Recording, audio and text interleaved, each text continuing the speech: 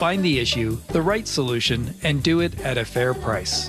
Give us a call or visit dayandnight.net. I guarantee whether day and night is your first choice or your smart second opinion, we'll work harder than anyone to earn your trust. If you have a drain that's slow or clogged, call Day and Night. Now you'll save $50 off any drain cleaning. Slow or clogged drains? You know where to go. Dayandnight.net. Progressive Insurance, with insurance for cars, home, boat, motorcycles, RVs, and commercial vehicles at 1-800-PROGRESSIVE and Progressive.com. You're not at your house. You're at a lavish seaside estate. You're not walking the dog. You're hunting for clues in an Agatha Christie mystery. See it differently with BritBox. Stream an endlessly entertaining collection of British TV, including new original series, Ludwig, starring David Mitchell. Bit awkward, really. I think I might just have solved a murder. And Outrageous, a scandalous true story. Seems there's a political extremist in every family these days. See it differently when you stream the best of British TV with BritBox. Progressive knows when you're on your boat, you're already on vacation. And Vacation You forgets all your worries. Vacation You doesn't even keep track of time and knows that time is a meaningless construct designed to control us, man. But Regular You knows you don't want to be too far out in the water after the sun goes down because Vacation You doesn't know how to navigate in the dark yet. Vacation You and Regular You really need to get on the same page. So bundle your boat with your home or auto policy and earn an automatic discount from Progressive. And spend the savings on the both of you. Progressive Casualty Insurance Company affiliates and other insurers. Not available in all states or situations. Your best source for local news. KIRO News Radio. KIRO FM and HD1. Tacoma, Seattle. Northwest News. This is CBS News on the Hour, sponsored by ZipRecruiter. I'm Cammie McCormick. President Trump in Scotland indicated today his growing frustration over the war in Ukraine. He now says he won't wait 50 days for Vladimir Putin to stop the fighting. I'm going to make a new deadline of about 10 or 12 days from today. There's no reason in waiting. CBS's Aaron Navarro. President Trump said that deadline and details about that could come out tonight or tomorrow. And the president also said today and voiced frustration that there have been several moments where it seems like peace is close between Russia and Ukraine, but then Russia pulls out or launches missiles at Ukraine. Trump also indicated his frustration with the continued chaos in Gaza. Elizabeth Palmer is in Tel Aviv. Aid trucks are on the move after a sudden reversal by Israel.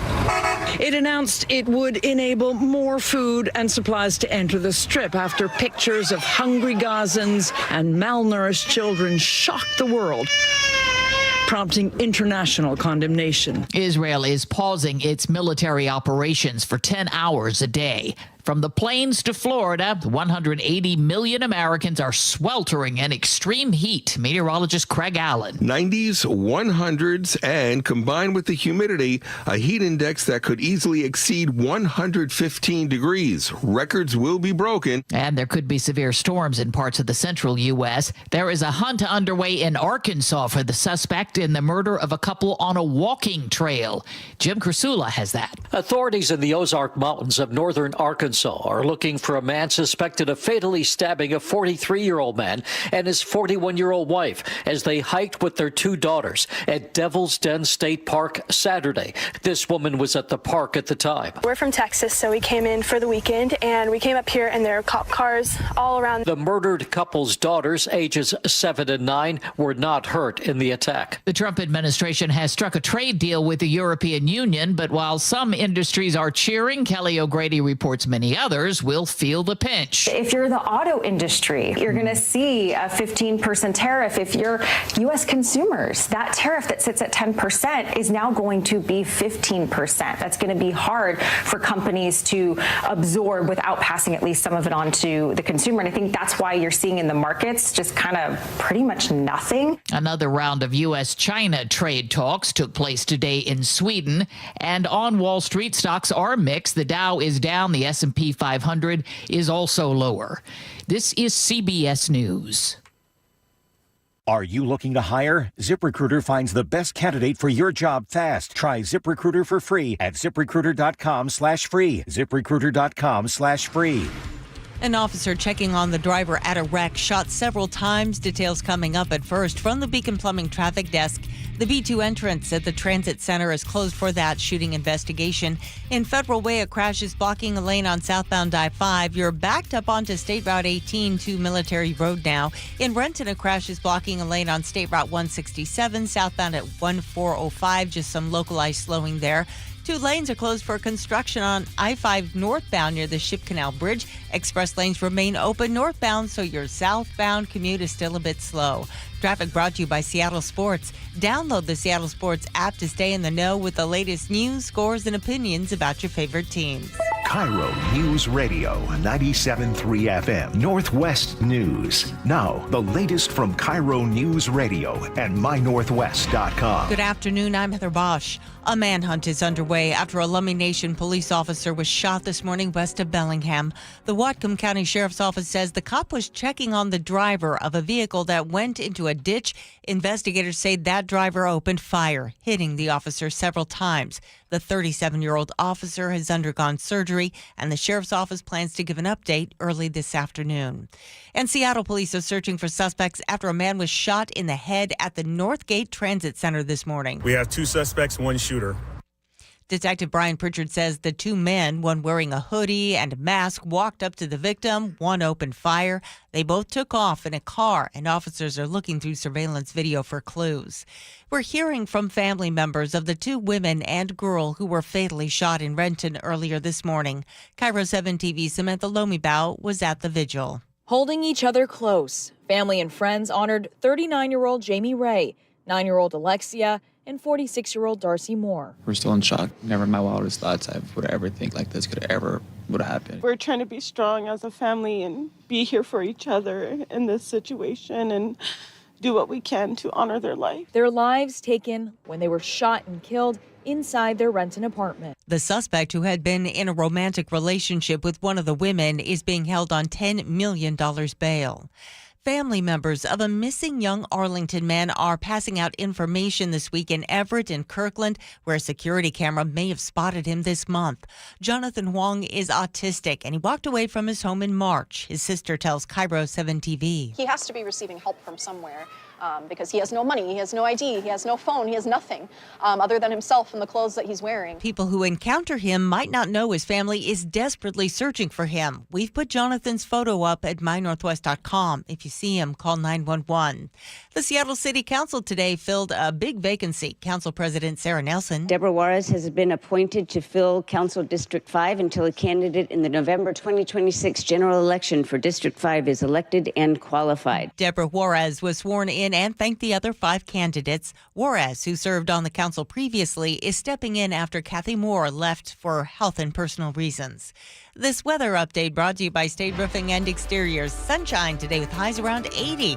It's 70 in downtown Seattle. I'm Heather Bosch. Your best source for local news, serving Western Washington and the world with a KIRO News Radio app. Always streaming live on your smart speakers. You're listening to KIRO News Radio, Northwest News. It's the all-new Jake and Spike Show on KIRO News Radio. Behold, a fiendish masterpiece from the bowels of hell! Yeah. Mondays, boy, I hate Mondays. They make me so steamed. Weekends! Like for the weekends!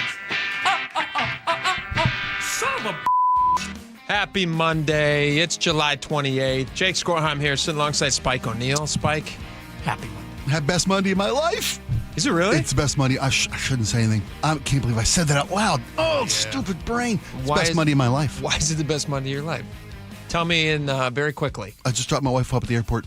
Gone for 10 days. Just kidding. Best Monday best Monday ever. You're a bachelor for 10 days? 10 days, buddy. Holy smokes. And the fridge full of food and the dog and a big screen TV and all the chores are done. I'm telling you, it's a little staycation. Couple of dogs just hanging out. That's it, man. I shouldn't seem so happy. I feel guilty. You know what? She's going to go off. She's going to have her time. Yeah. You get to have your time here. That's all right. It's okay to be happy about that. Fine. She's Nothing taking wrong one for with the that. team. She's visiting family in the Southwest We had a loss in the family. Elder passed, as they do. Yeah, circle of life. Yeah. Doesn't mean you can't have a freaking awesome time here. That's right. Yeah. Thank you. Happy you want Monday, to my friend. celebrate life. That's what you want to do. I do. I'm doing it for Uncle Ed. Celebrate life for Uncle Ed. Good for you. Doing.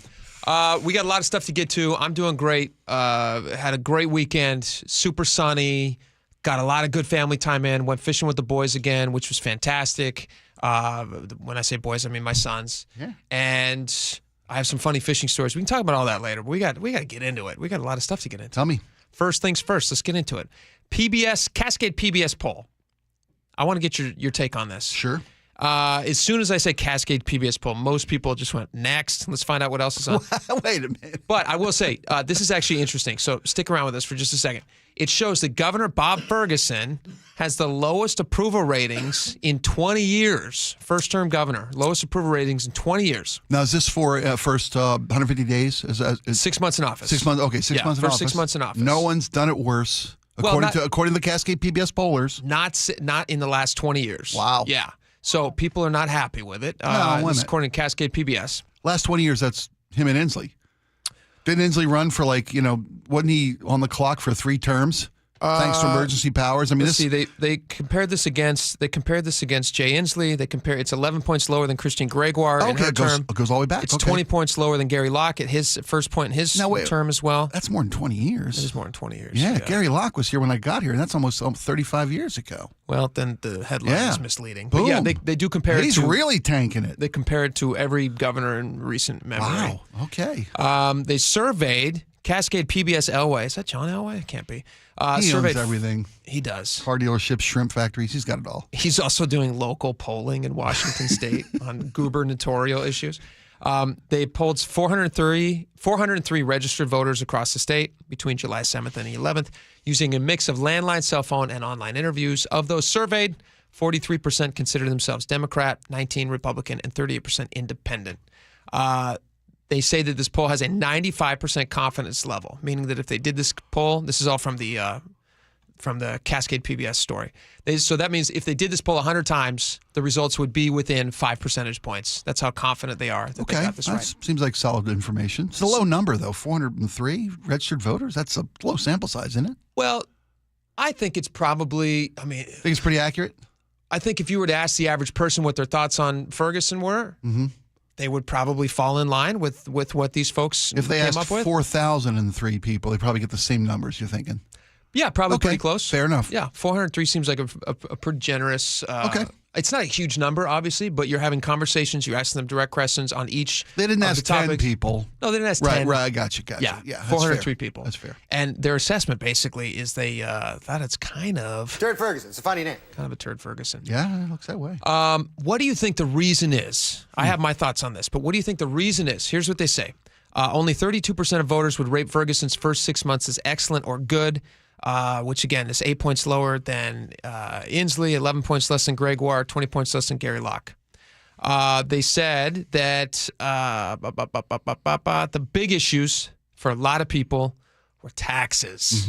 Taxes. Washington State, $15 billion budget shortfall, $16 billion depending on some estimates. Right. But Ferguson signed the largest tax increase in state history with $9 billion in new taxes. New dipping. So a lot of people, taxes, it's like kind of that old political thing where they're just like, listen, it's taxes, stupid. People don't like you taking more of their money. But why do you think people are not happy with them? Well, that's a pretty fair assessment of what people's mood is. If you look at the economy, how tough it is for everybody. Inflation numbers haven't come back to pre-pandemic levels.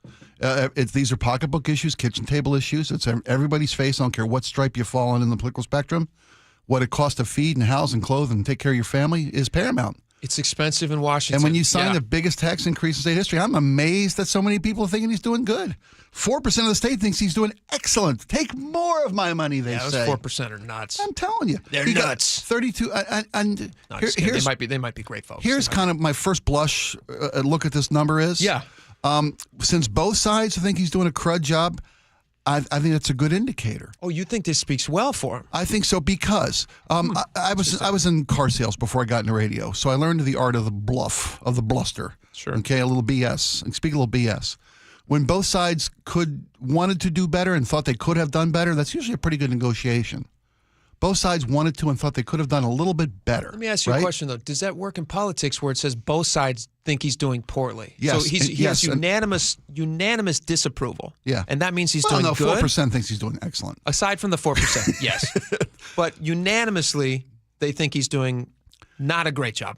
Here's why I think this is a good indicator. Good thing? Because politics, good politicking is the art of compromise, okay? The art of negotiation and working across the aisle. When he came out, the governor, and says, this is crazy, you got to cut some more spending. You got to cut more spending. He alienated his extreme left. Okay. When he signs the largest tax increase in state history, he alienates not just the extreme right, but most of the middle as well. I would imagine everybody's alienated by tax increases. So I think he tried to give up a little bit of his flank, his far left flank, coming in. So he aggravated. A new governor with a state majority like we have in left voters, he should be rocking and rolling 156 months in. He should be screaming up the numbers charts. There's no state in the country that has been more consistently Democratic run than Washington State. Yeah, that's because all of our numbers are left in the mountains. The last 40 years, we're the most blue state across the board. So you're right. Ferguson had everything he wanted heading into his first term. He should be skyrocketing with these numbers, with the heavy. So I got to say I disagree with you. I don't think this speaks well for him that he's somehow managing from the middle. Yeah. Because I think he's that's why he disliked lost. by it. If he was managing from the middle, you think he'd pick up some outliers on the far right. You'd be like, well, at least he's coming our way a little bit. Nobody likes him. Democrats don't like him. Independents don't like him. This poll doesn't give us how much of the folks who thinks he's doing fair to good. And I think it was like 54% of the polling results are not hated. They're only fair to good to excellent. More than half don't think he sucks. Okay, I'm trying to find a silver lining here for the Gov. How would you rate the job Governor Ferguson has been doing? 4% excellent, 28% good. Mm-hmm. Most of it is fair or poor. Yeah, only fair. Well, but like I'm saying, he's got 22 in the fair only is fair. not a success. Only fair is the biggest number he has is 31%, and that's 54% of the voters. 31% says poor. Right, say he doesn't suck.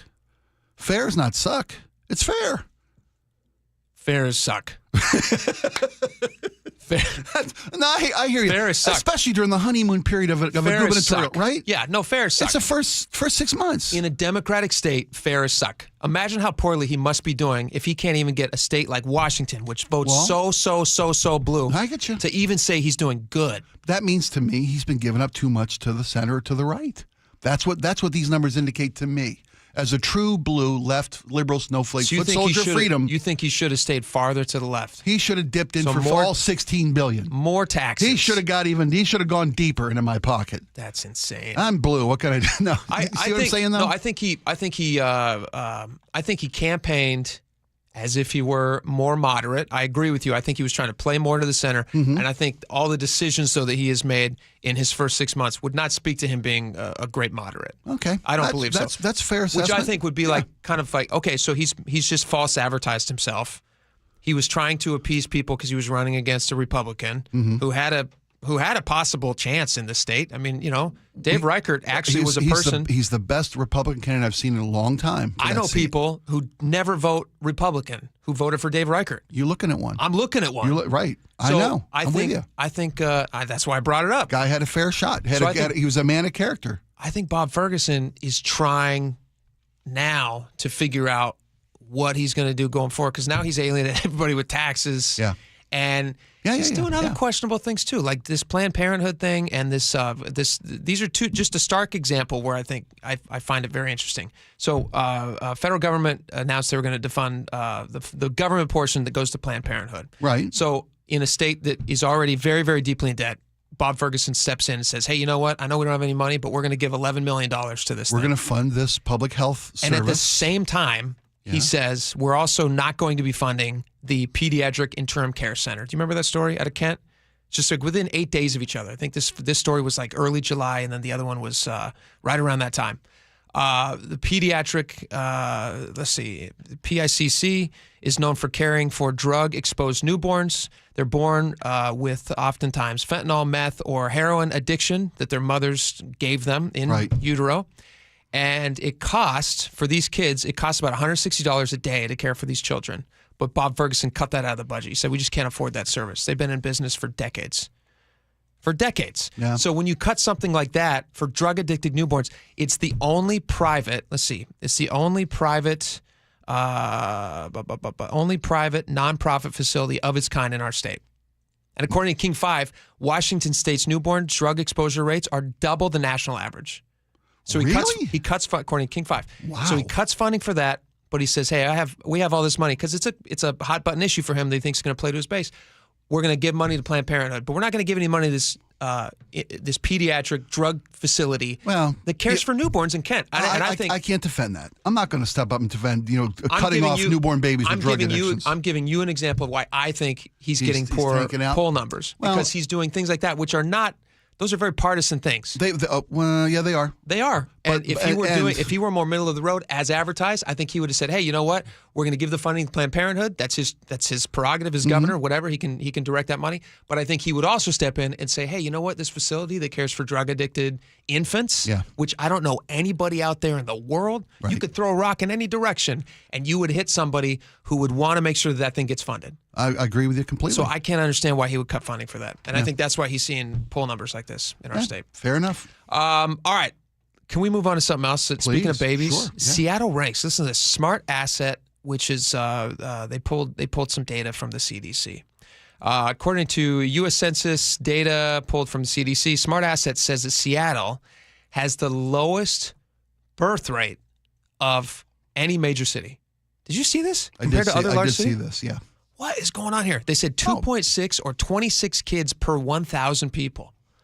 And Fox 13 had this story. They actually talked to a few people in Seattle about why they think people aren't having kids in the state. Here's what they had to say. It's a very expensive city, and I think most of us can't afford to live here as is. People are so career-oriented here. Seattle's like full of transplants, so seeking that like outdoor, young, like millennial lifestyle. And I like to joke that our dogs are like other people's children, so we'll like compare our dogs. We're like, oh, like your baby's like my dog. Like they're the same. People don't like that. Yeah. Dogs and cats as kids. Yes. From the Duh Institute, this is why. These is who moved to this city. This is why we don't have kids. This is why. I mean, thank you very much, Fox 13. We literally had a cat lady on the show. Right. Her baby passed. Suing the Blue Angels. Sure, because her baby passed. She's a cat mom. Yep. But the points that they bring up are pretty valid. It's a very expensive place to live. It's like a continuation of the Ferguson conversation. Money. It's a transient population with so many new people moving to the area. Sure. Given the new tech boom up here between Amazon and Microsoft and Google and Facebook all having headquarters here now, that the tech industry is massive here. You got new imports to the city. Mm-hmm. The tech bro factor and the cost of living factor. I think it's not surprising to me that we have the lowest birth rate in the country. It might be also, I mean, like this, I think they referenced it maybe when speaking with these kids, or not kids. I assume they're kids. Sure. Yeah. Well, they sounded young. That's young. what you ask. You're not asking 50-year-olds why you're not having babies. Duh. Yeah. Well, that's right? Obvious. Father so Time. Dusty, what do you think? But people are at different phases in their life. Like you might choose to live downtown because it's an exciting, fun place. Absolutely right. The vibrancy. I did the same thing. Yes. My wife and I. But there is a thing where it's not just financially. It's not just a financial consideration for a lot of folks too. My dog is my baby. What is that? Also, when you're ready to have kids, you may not want what the city offers you anymore. No, exactly. I was about to get to that point, and you see it true. Families are going to seek out different things. Right. The city's not, I would say that the city's not made for families. It doesn't feel that way. But this is a study of Seattle. Yeah. Take the study up to your neighborhood. You got 4. Yeah, I got 4. Right. Move All it out. my neighbors have kids. Right? Everybody I know has kids up you there. Move it out to outside of the circle of the urban area that is Seattle. These numbers aren't going to play out. There is a cost issue. I do agree that there is somewhat of a cost issue, but I don't think if all things being equal, if Seattle were the super affordable city where everybody could just have anything that they wanted, I think there is a lifestyle choice that people are making in town. I think you're spot on. And they want to live a certain way when you're in your 20s. Yeah. And then you want to have a family and you're like, all right, I'm done with that kind of like wild phase of my life. We all were there. And that's not new. My wife and I started our relationship in the late 80s, our family in the early 90s. We lived in the city. We moved to a different, more congenial place when we started having family. Where you can spread out a little bit more. Absolutely. Your dollar goes further. You got a yard with a fence. Some of it's finances, but it's also like I didn't want, for us, we lived in, my wife and I lived in Green Lake for like 10 years. Right. And then. We were Queen Anne, yes. And then we decided when we had kids. We had our first kid who was 6 months old. And we said, we gotta move out of the I'm city. not raising my kid here. I didn't want to raise my kid here. I'm with honestly, you. like I wanted to feel confident when my wife, who's a stay-at-home mom now, and she was a new stay-at-home mom then, so she's spending all her time going into parks with the kids and everything like that. Yeah. So she's walking around parks and having experiences with the kind of people you find in parks in the middle of the day who aren't other mothers. Right. And you're just like, are these the kind of people? Is this really feel like a safe place for you made the family decision. Yeah. And again, these numbers are city of Seattle, last in the country with new number of babies born in the city per 1,000. Now, is it a problem? No. You don't think so? I don't think it is. In fact, I think it lends itself to the mayors, this particular political iteration we're living under right now. They want to make it a vibrant, busy, cosmopolitan, micro cities, walking cities. You can't do that with kids.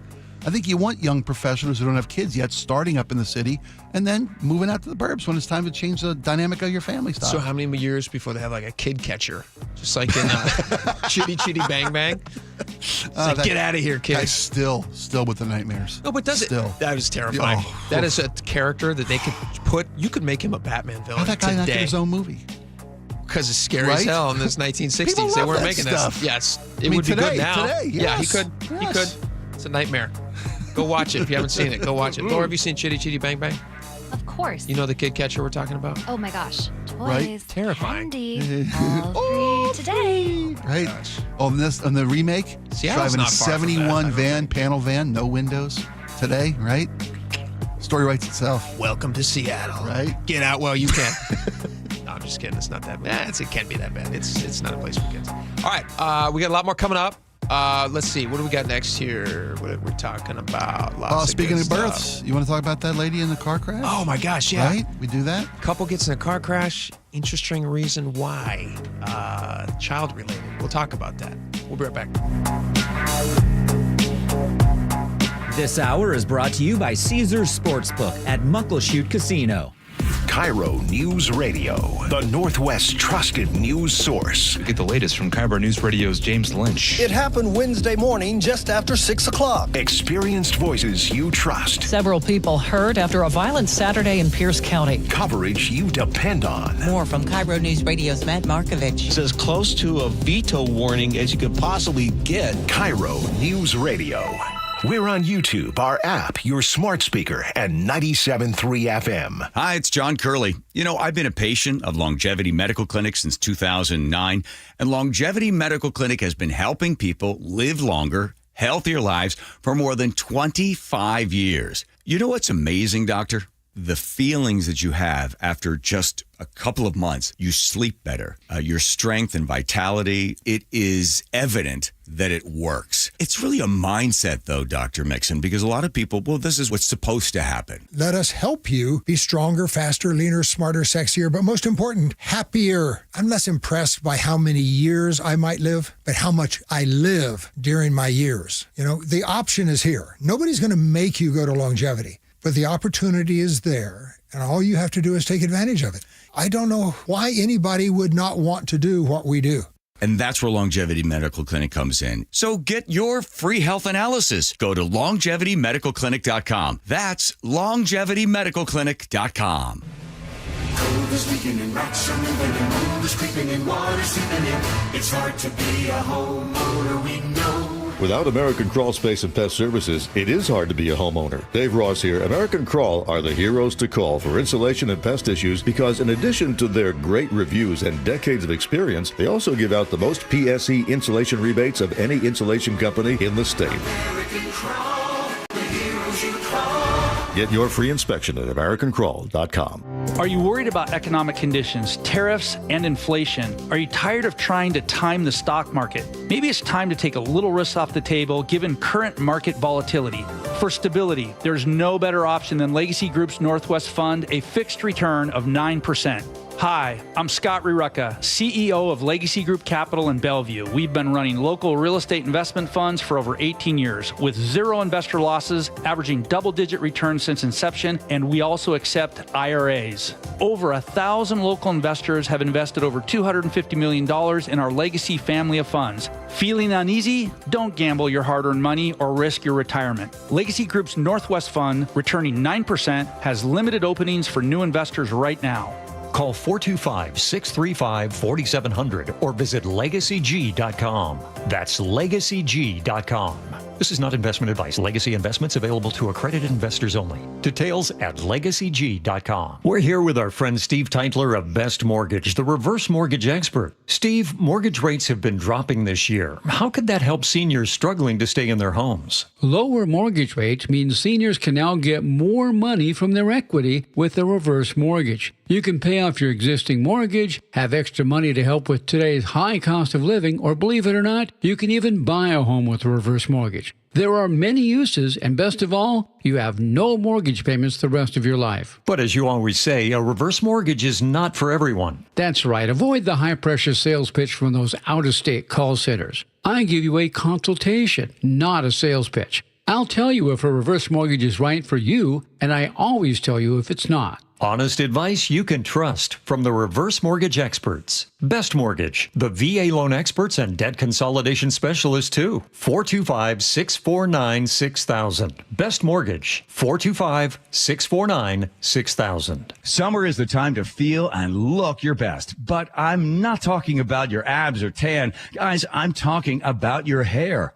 Restore that bald spot, reverse your receding hairline, or add volume to thinning during Advanced Hair's once yearly summer savings event. Advanced Hair's simple one-day treatment begins to regrow your very own hair the very next day, and they guarantee your new hair will grow. They are the team that addressed my hair loss, and I recommend them to everyone. Take advantage of your flexible summer calendar and get the most hair for your dollar. Advanced Hair's summer sales event is on for a limited time. So get the details and schedule your free consultation today. 425-449-8185. One-day treatment, life-changing results. With Advanced Hair, your new hair is guaranteed to grow. Check out the incredible before and afters and make the call now while their summer savings event is still on. That's 425-449-8185 or advancedhair.com. Seattle Children's is leading the fight against pediatric cancer with groundbreaking immunotherapy. But research is underfunded and kids need your help. Join Safeway and say yes at checkout to donate to Immunoheroes. Let's fight cancer for all kid kind.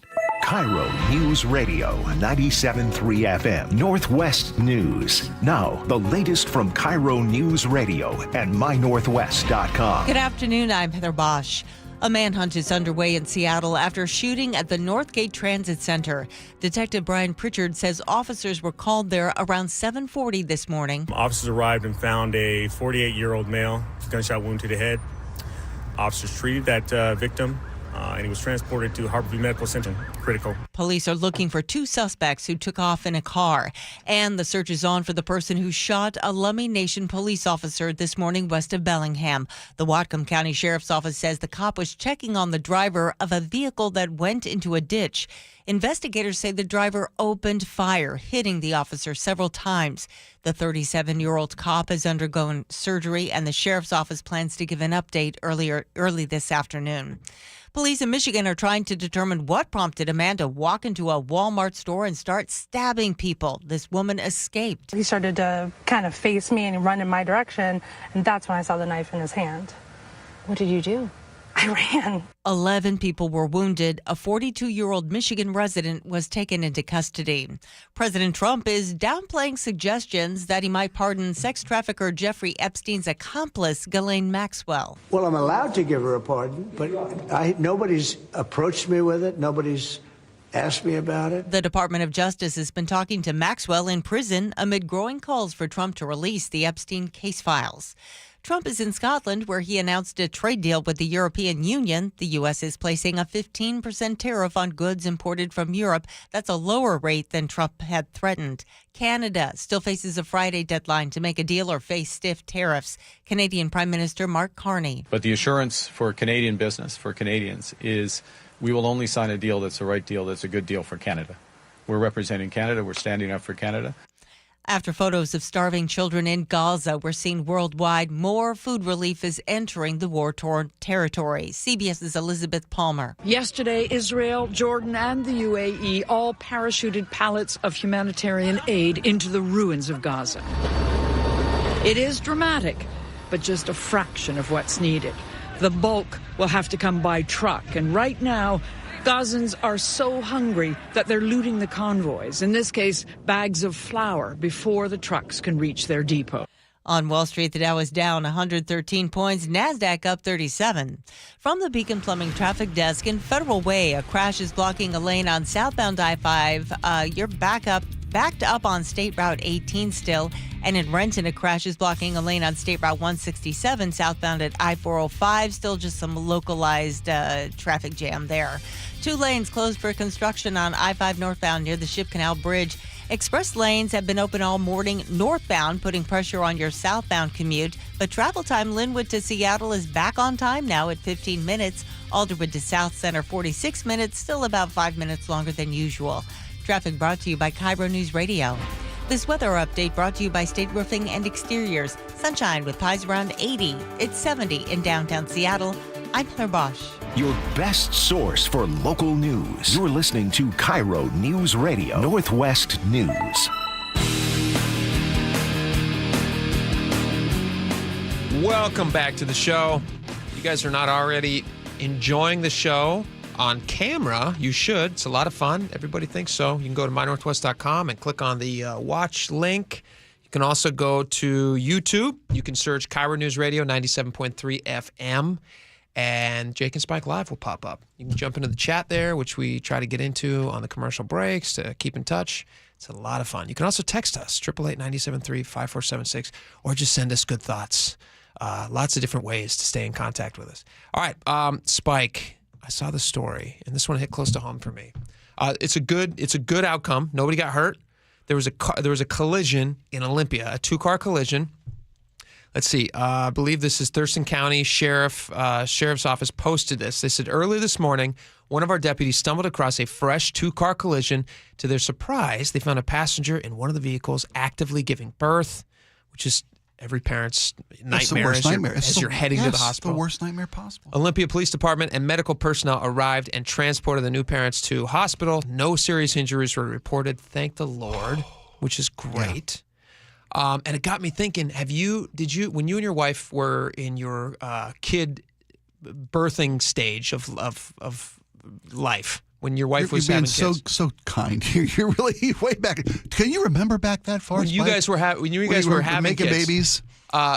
Did you have any crazy birth stories like this? Was there anything like this that happened to you? No, the drama didn't start till after we got home. Nice. No, seriously, my wife had cardiomyopathy. And I remember you saying that, yeah. Was in the ICU. 3 days after Darby came home, my wife was in the ICU, and they told me she needs a heart transplant. Oh. Yeah, so we had the most straightforward. Did she have a heart transplant? No, she en-read her way past it. I swear to you. Swear to you. She had cardiomyopathy, which is a disease that attacks heart muscle. But, our drama was afterward. We had a very simple But the births went as planned. Easy breezy. You want to cut the cord? I'm like, yeah. Teeth. It was wonderful. You didn't cut it with your teeth? No, of course I didn't. Okay. It's just for drama. But no, I got to hold her. Did you cut the cord? Yeah, you bet.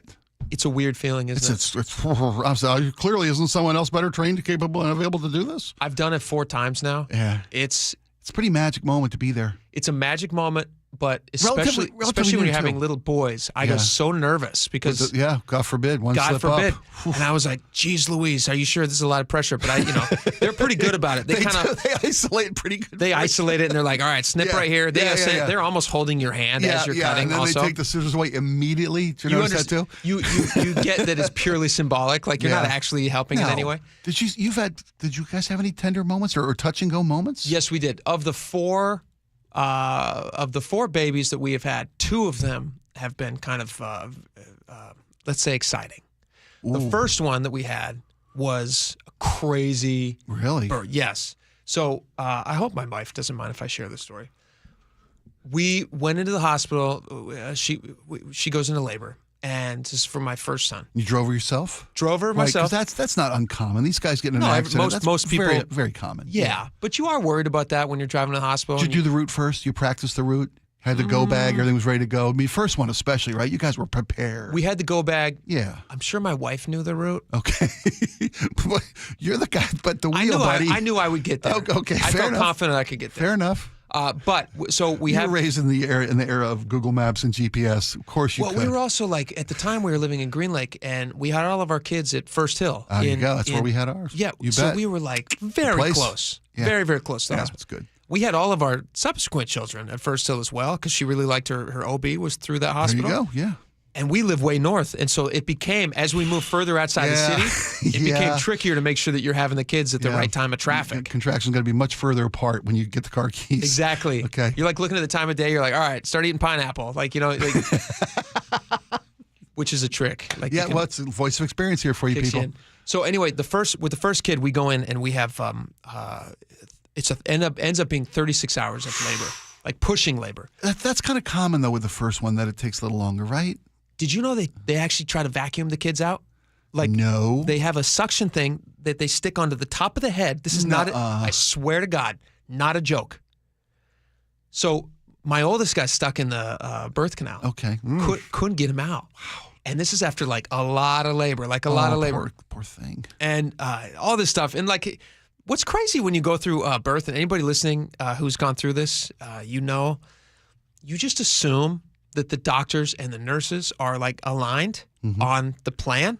Well, you hope. They're not. They are not. We actually, with my first, this was crazy. So my wife is in labor. The nurse has a very specific idea about how she wants this delivery to go. Okay. Our delivery doctor, who was also my wife's OB, is popping in and out, checking on things. She's like delivering 15 babies at the time, whatever. They're busy. Call me when you need me. Exactly. I'm going to sit here with 36 hours. They got in a fight.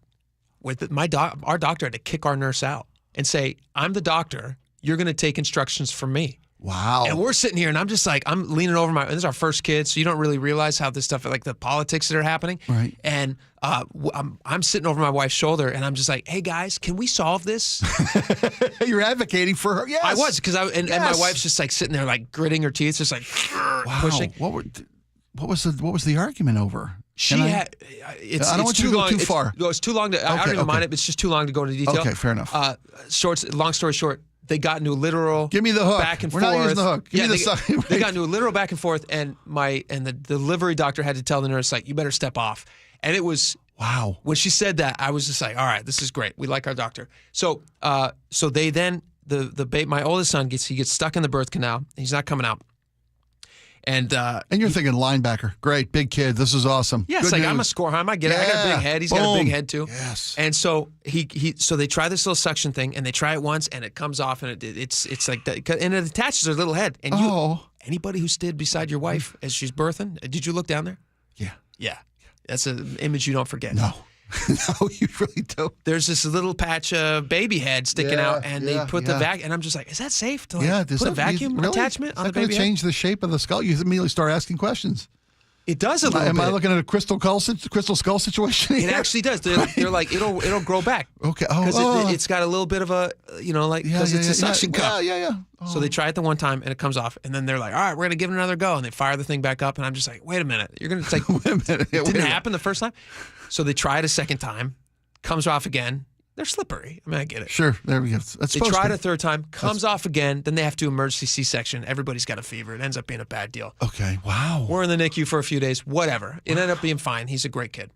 But they do. They vacuum. They try to suction cup the head I had no to pull it out. Of that. Well, we did the C-section too. And we had to have a C-section. Yeah. And then he had a big scar on his on his head for a couple months. But he's fine. Baby's so quick. But the third kid, my third son, we were in a situation like this where it was go time. So she goes into labor. And by this time you're up north, right? You've relocated your family. We're up north. Okay. She goes into labor. We've already had 2 kids at this point, so babies are almost just walking out. We are driving as fast as possible. My wife is like, this kid's coming right now. Yeah, Let's go. Wow. And so we're in the car, and I'm driving well in excess of the speed limit. Yeah, of course. And I also know that if a cop pulls me over, it's a free pass. You just point. And I'm going to go, hey, look at that. Look at that. Look down there, buddy. You get in front of me, put them lights on. Exactly. Let's get this going. I'm almost inviting it. My wife didn't know that, but I was like, Finally, cops. Come on, finally. So we get to the hospital, and she's like, you need to call ahead. And she goes, this baby's coming right now. Wow. So we make it. Cloth interior or leather? It was cloth at the time. Okay, yeah. We've upgraded. Things have gotten better. Yeah, but I'm thinking about No, I know. resale value. I know. Just tell them that's all love. There's like love on that seat. So we get to the hospital, and I call ahead. I'm like, we need somebody outside with a chair because this baby's coming. So they meet us outside.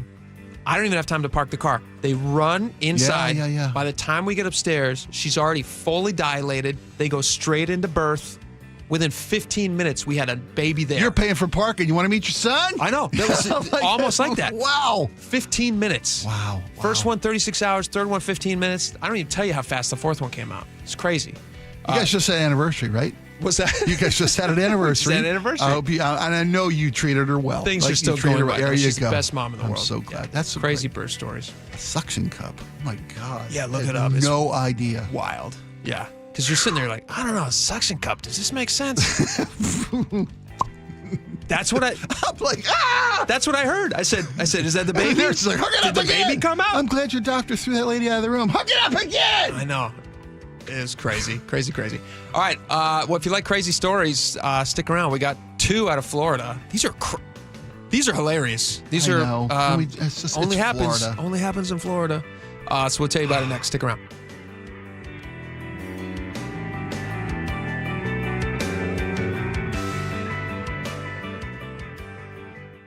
An illegal alien from Guatemala charged with raping a child in Massachusetts. An MS-13 gang member from El Salvador accused of murdering a Texas man. A Venezuelan charged with filming and selling child pornography in Michigan. These are just some of the heinous migrant criminals caught because of President Donald J. Trump's leadership. I'm Kristi Noem, the United States Secretary of Homeland Security. Under President Trump, attempted illegal border crossings are at the lowest levels ever recorded, and over 100,000 illegal aliens have been arrested. If you are here illegally, you're next. You will be fined nearly $1,000 a day, imprisoned, and deported. You will never return. But if you register using our CBP Home app and leave now, you could be allowed to return legally. Do what's right. Leave now. Under President Trump, America's laws, border, and families will be protected. Sponsored by the United States Department of Homeland Security. Hey, folks, summer is heating up around Western Washington, and so is the schedule over at Valentine Roofing. If you've been putting off any of your home exterior projects, now's the time to act before the fall wind and rain expose a real problem. Get your roof, siding, or gutter project locked in before Labor Day to secure priority scheduling on select projects. Valentine Priority Scheduling means that they'll begin the work on your home within just 3 weeks of you signing your agreement, and they'll coordinate with your schedule to make it convenient. It's what they did for me. When I needed some work done on my roof, there was only one company I was going to call, Valentine Roofing. They were able to address the issue. They fixed it correctly. They extended the life of my roof, not to mention they got it looking perfect and brand new. The communication was seamless. The scheduling was great. I needed it done fast, and they made it happen. They went the extra mile. So whether it's your roof, siding, or gutters that need attention, call Valentine Roofing to get on their summer priority schedule. Spots are limited, so call 206 Roofing today to get all the details and schedule your free estimate. 206 Roofing. When the heat's an 11, cool AC would be heaven. Dayandnight.net. Some AC you'll be loving when your house is an oven. Dayandnight.net. Northwest summers are beautiful, but there's always a long hot stretch that makes everyone say, man, AC sure would be nice. Well, except for that one annoying friend who won't stop talking about how great his AC is. Hi, I'm Bruce with Day and Night Plumbing and Heating. Don't sweat through another summer. Have Day and Night keep your house cool and comfortable by installing a high-efficiency AC or heat pump. Or if you have an existing system, we'll come and service it. Make sure it's running efficiently and ready to cool when you need it. When the summer is cooking, we're the place to be looking.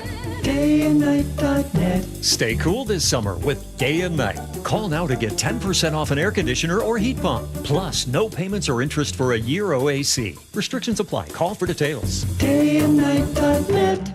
Hey, Spike O'Neill here with Dr. Matthew Sharp, owner of Sharp Vision Modern LASIK and Lens. Dr. Sharp, I keep getting questions from our listeners. When's the right time to have this procedure? My eyes are changing. Should I wait until they're done changing? Well, I always tell patients, do it now. Don't wait. Whatever age you are, and that's part of the mission of Sharp Vision, is that whatever age you are, whatever prescription you have, we try to find a procedure that works for you. When you're young, LASIK and PRK are great procedures. As we get older, the refractive lens exchange becomes more appealing because that can fix whatever glasses prescription, whether you're farsighted, nearsighted, or have astigmatism, and it fixes it permanently so you don't develop cataracts, and it allows you to see near without glasses. Do what I did. Schedule a consultation to learn everything you need to know from the best Sharp Vision Modern LASIK and Lens. 425-451-2020 or go online to sharp-vision.com. That's sharp with an E-vision.com. Want a great new car, but also want great value for your money? At Carter Subaru, your drive always begins with savings. This is Ursula Roytine. Right now, you can get the 2025 Crosstrek with 2.9%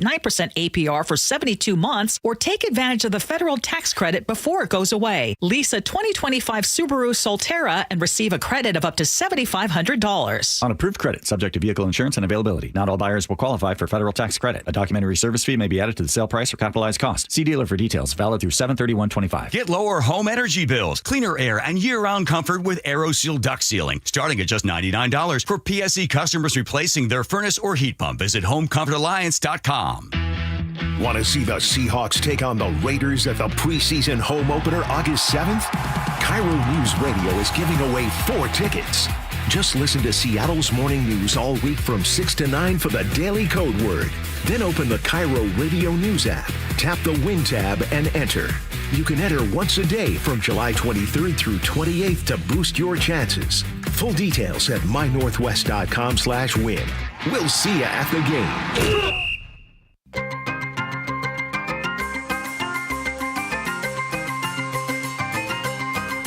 Welcome back. This sounds like serial killer music. Oh my gosh, Synchronicity 1. The opening track of the Police's final studio album, Synchronicity, 1984. I didn't even know it. It's catchy. It's nice. I like it. In a spooky way. Do you want to hear some crazy stories out of Florida? Is there any other kind? Is there any other kind? All right. Man. Let's start with this late. We're going to work up to the truly crazy one.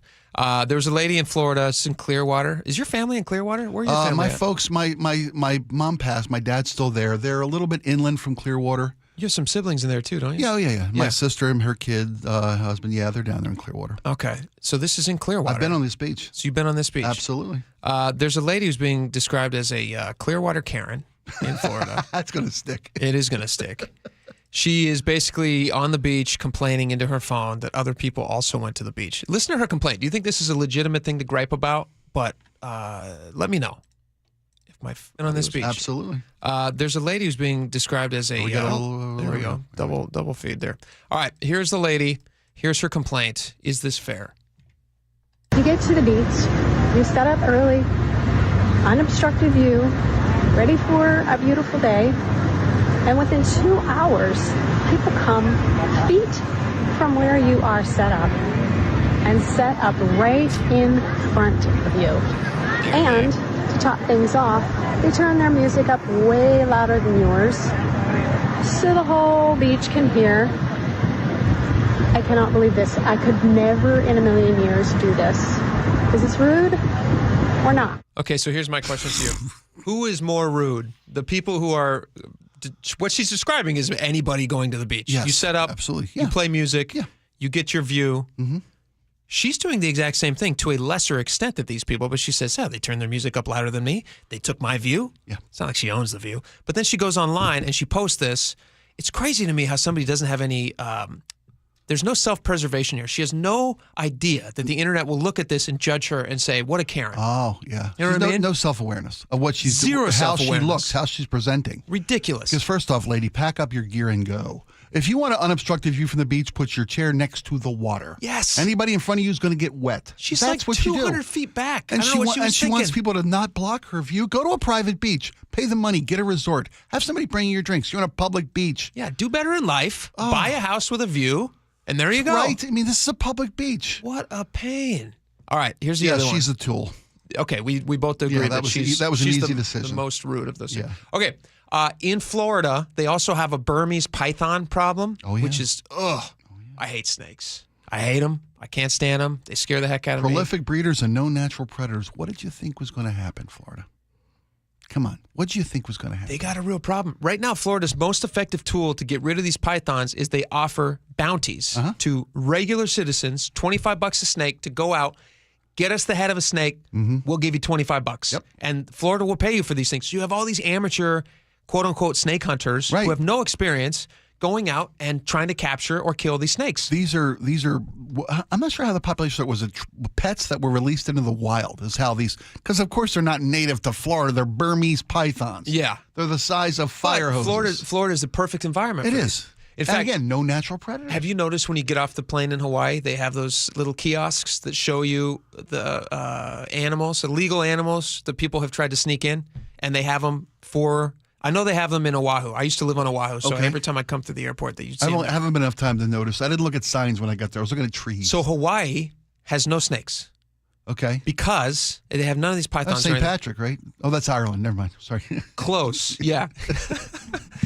St. Maui. No. So Hawaii, like Florida, would be a perfect breeding ground for snakes. Sure. But they've recognized that, and so they're very, very careful not to allow them there because it would be just the perfect environment, and then they start killing all the native wildlife. So in Florida, they did this study, and they looked at all the rabbits that used to be hopping around in the Everglades. Right. And they were like, where are all these rabbits going? And they were trying to figure out, like, how many of these rabbits are actually being eaten up by these pythons. Right. And what they found was, because they put these collars on all these bunnies, and they sent them out into the wild, 77% of them, within like a couple of months, were in the stomachs of pythons. So they had been eaten, and so like just wiping out that native population. So what they've decided to do instead is they're like, all right, well, pythons love bunnies, but we don't want to sacrifice the bunnies. Sure. But we do want to get rid of the pythons. Why don't we come up with robot bunnies? If that python is detected, then it contacts someone like myself who's available 24 hours a day, and then I can deploy one of our many contractors to go remove it. If we can see a statistically significant number of pythons that are coming to investigate these robotic rabbits in the pens, that would be a success, because right now pythons do a great job of staying hidden. So they have unleashed, I think, like 40 or 60. It's like test pilot phase. Robotic rabbits. That's bait. That animatronic. They move around. Yeah. They smell. They have a real bunny smell. Probably just like some sort of a spray can or something. Sure. I don't know where you get it, but spray the bunnies so they smell like a real bunny. They smell like chocolate and egg dye. Yeah, it's all a chemical smell. It's just a delicious chemical smell. Okay. And the pythons will come out, and then they'll alert. They probably got trail cameras. Yeah. Here And they comes say, like, oh, there's a There you python. go. That's just brilliant. That's smart. Now when I saw the headline, I thought robotic exactly bunnies, like you did too. This is a bad idea. Oh, no, I thought it was a great idea. Well, and the way they're doing it, that's smart. They're bait. You don't want to use real bunnies. That's traumatic. It's cruel. I get it. I assumed they had killer bunnies. Yeah, I thought it was going to be a robotic bunny with like a tiny little bit of dynamite in it. Right, go out there and track down these pythons and kill them. Or just hop around like an adorable bunny, and then a python swallows it, and then boom. Isn't that a better idea? That's not a bad idea either. Because then maybe somebody could get hurt. This is just bait. Yeah. This is just a bait thing. They're heat censored. They smell like bunnies. They draw the pythons out. That's pretty smart. It's pretty smart. Yeah. Is it as cool as TNT bunnies? No. No, it's not as cool. It's really not. But it's probably safer. And you know, and not to be cruel, but I don't know how expensive robot bunnies are. Everybody's got a budget crisis. Florida's so flush with money they can make robot bunnies. It's a good question. You know? Well, they're doing Why don't just feed real bunnies little trackers, right? Then when the python eats it, you know where the python is. Then the bunnies are dead. I know, but it's for it. They don't But you're care. right. Put like an Apple Watch in it. Right? So just Seriously, like find it. little tracker, little air tag. Yeah, there you go. Boom. That's a good Hair idea. tag, we'll call it. Air tag. Hair tag. God, this guy's a genius. I'm telling you, it's that This marketing guy's a degree, genius. man. Boom. That's why he's here. All right, we got a lot more coming up. Jason Rant's going to join us next. Stick around. Hi, it's John Curley. Longevity Medical Clinic is your best plan for long-term well-being and personalized healthcare. Dr. Mixon, let me ask you a question. How long have some of your patients been working with you? And we've got patients now that have been with us for over 20 years that are in their 90s who came to us in their 60s. The grandparents now in their 90s are living independently. They're not on walkers, they're not on canes, they're not headed for nursing homes. I meet people and they ask about, wow, you're in great shape. You have 12% body fat and stuff. What's the secret? I said, it's not a secret. Longevity Medical Clinic has been there for 25 years. There is no secret to the fact that if you make those small changes, you avoid the big, bad, horrible stuff that most of us just think, well, this is what's supposed to happen to me. And if you're heading downhill and you don't change your direction, you're going to continue going downhill. And what we do at Longevity is we redirect you and we take you back up the hill. So get your free health analysis. Go to longevitymedicalclinic.com. That's longevitymedicalclinic.com. If you didn't think skipping breakfast was a big deal, you'd be right. Before. But now, Wendy's has Buck Biscuits. We're talking sausage, egg, and cheese biscuit, bacon, egg, and cheese biscuit, or even the Honey Buddy chicken biscuit for just $1 each. Seriously, you can get all three if you want. They're just $1, so you'll never skip breakfast again. If you're smart. Breakfast for $1? Gotta be Wendy's. Limited time only. Price and participation may vary. Limit 5 qualifying items per transaction. Not valid in the combo while supplies last. Why'd I go to the doctor? One day at the firehouse, I was so lightheaded I could barely stand. Even my crew noticed. Getting checked out was the right call. Turns out I have atrial fibrillation, which increases the risk of stroke about 5 times. Symptoms like irregular heartbeat, heart racing, chest pain, shortness of breath, fatigue, or lightheadedness can come and go. But if it's AFib, the risk of stroke remains. If you have symptoms, contact a doctor. I'm so glad I did. Visit NoTimeToWait.com, sponsored by Bristol-Myers Squibb and Pfizer. Progressive's AutoQuote Explorer lets you easily compare direct rates from different insurance companies, so you can be confident you're getting the right one, even if it's not with Progressive. Way more confident than you were when you bought that TV in the parking lot. It just happened to not come in a box, or include a remote. And when you finally managed to turn it on, all it displayed was the menu of Grumpy's Tacos. So use Progressive's AutoQuote Explorer and be confident you're getting insurance that's right for you. Progressive Casualty Insurance Company and affiliates. Not available in all states or situations. Prices vary based on how you buy. I'm Ed Evans, CEO of Consumer Cellular. We're dedicated to serving people 50 and up like me. Our needs are different. Big Wireless wants us in an unlimited plan, but if you're not using all that data, you're probably getting used. At Consumer Cellular, we're focused on affordable, reliable plans, including data that suits your needs, not ours. Our plans start at just $20, and you'll get the best customer service in the business. Call 1-888-FREEDOM, visit consumercellular.com/facts or a store near you. Plans include $5 credit for auto pay and e-billing. See site for additional facts. We all know that summer's heating up here around Western Washington, and so is the schedule at Valentine Roofing. Now's the time to act before the fall, wind, and rain expose a real problem. Hey, Jake Skorheim here. Get your roof, siding, or gutter project locked in before Labor Day to secure priority scheduling on select projects. Valentine priority scheduling means that they'll begin the work on your home within just 3 weeks of signing your agreement. Spots are limited, so do what I did. Call 206 Roofing to get on Valentine's priority schedule and receive a free estimate. That's 206 Roofing. KIRO FM and Here, HD1 get your roof, Tacoma, siding, or Seattle.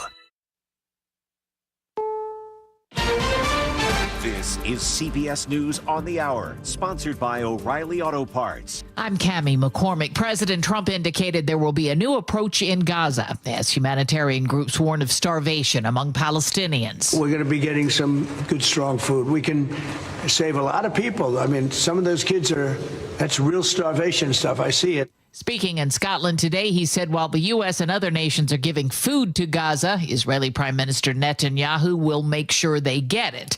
The UN's Tom Fletcher says it will take time to bring Gaza back from the brink. We need a sustained period of delivery, weeks, months, to build up, to stop that starvation and build up the supplies again. CBS News medical contributor Dr. Celine Gounder. Starvation doesn't end when the eating starts again, and if we've learned anything from history, it's this. The longer hunger is allowed to go on, the deeper those wounds will run, and the harder they will be to heal. Trump also said today he's cutting short his deadline for Vladimir Putin to stop the war in Ukraine. The 50 days is now 10 to 12, starting today. There's no reason to wait. If you know what the answer is going to be, why wait? And it would be sanctions and maybe tariffs, secondary tariffs. The Trump administration has sued the Wall Street Journal and Rupert Murdoch over its coverage of the Jeffrey Epstein case. Now it's moving to expedite that case, citing Murdoch's age, 94. Matt Piper reports. Murdoch's News Corp owns the newspaper, with Trump's attorneys writing, Murdoch's direct involvement further underscores defendants' actual malice. Trump has been furious at the newspaper over a July 17th article asserting his name was on a 2003 birthday greeting for sex offender Jeffrey Epstein. Trump's lawyers want Murdoch to testify within 15 days. A federal judge says Planned Parenthood clinics must continue to be reimbursed for Medicaid funding. The nation's largest abortion provider is fighting the administration's efforts to defund it. Legal analyst Laurie Levinson. The court found that unless the injunction were put on, that there would be many patients across the country that would suffer adverse health consequences because Medicaid and the care would no longer be available. Planned Parenthood argued without Medicaid funds, more than 1 million patients would lose care for a variety of issues, including cancer screenings. There was a shooting outside a casino in Reno, Nevada today, and conflicting information about how many were injured. Police Chief Catherine Nance. Officers located several victims of gunshot wounds and other injured parties that they began providing first aid and medical treatment to. On Wall Street today, stocks finished mixed. This is CBS News. Think O'Reilly Auto Parts for all your car care needs. Get the parts and service you need fast from the professional parts people at O'Reilly Auto Parts. A Lummi Nation officer shot. Details coming up, but first from the Beacon Plumbing Traffic Desk. In Federal Way, a crash is blocking a lane on I-5 southbound. You're backed up on I-5 now to South 320th and on to State Route 18 to Military Road. In Renton, a crash is blocking a lane on State Route 167 southbound at I-405. 2 lanes are closed for construction on I-5 northbound near the Ship Canal Bridge. Express lanes have been open all morning, putting pressure northbound, putting pressure on the southbound commute. But travel time Linwood to Seattle is back on time at 15 minutes. Alderwood to South Center on 405 is 44 minutes, right on target. Traffic brought to you by KIRO News Radio. KIRO News Radio 97.3 FM Northwest News. Now, the latest from KIRO News Radio and mynorthwest.com. Good afternoon, I'm Heather Bosch. A manhunt is underway for the person who shot a Lummi Nation police officer this morning west of Bellingham. The Whatcom County Sheriff's Office says the cop was checking on the driver of a vehicle that went into a ditch. Investigators say the driver opened fire, hitting the officer several times. The 37-year-old cop has undergone surgery, and the Sheriff's Office plans to give an update early this afternoon.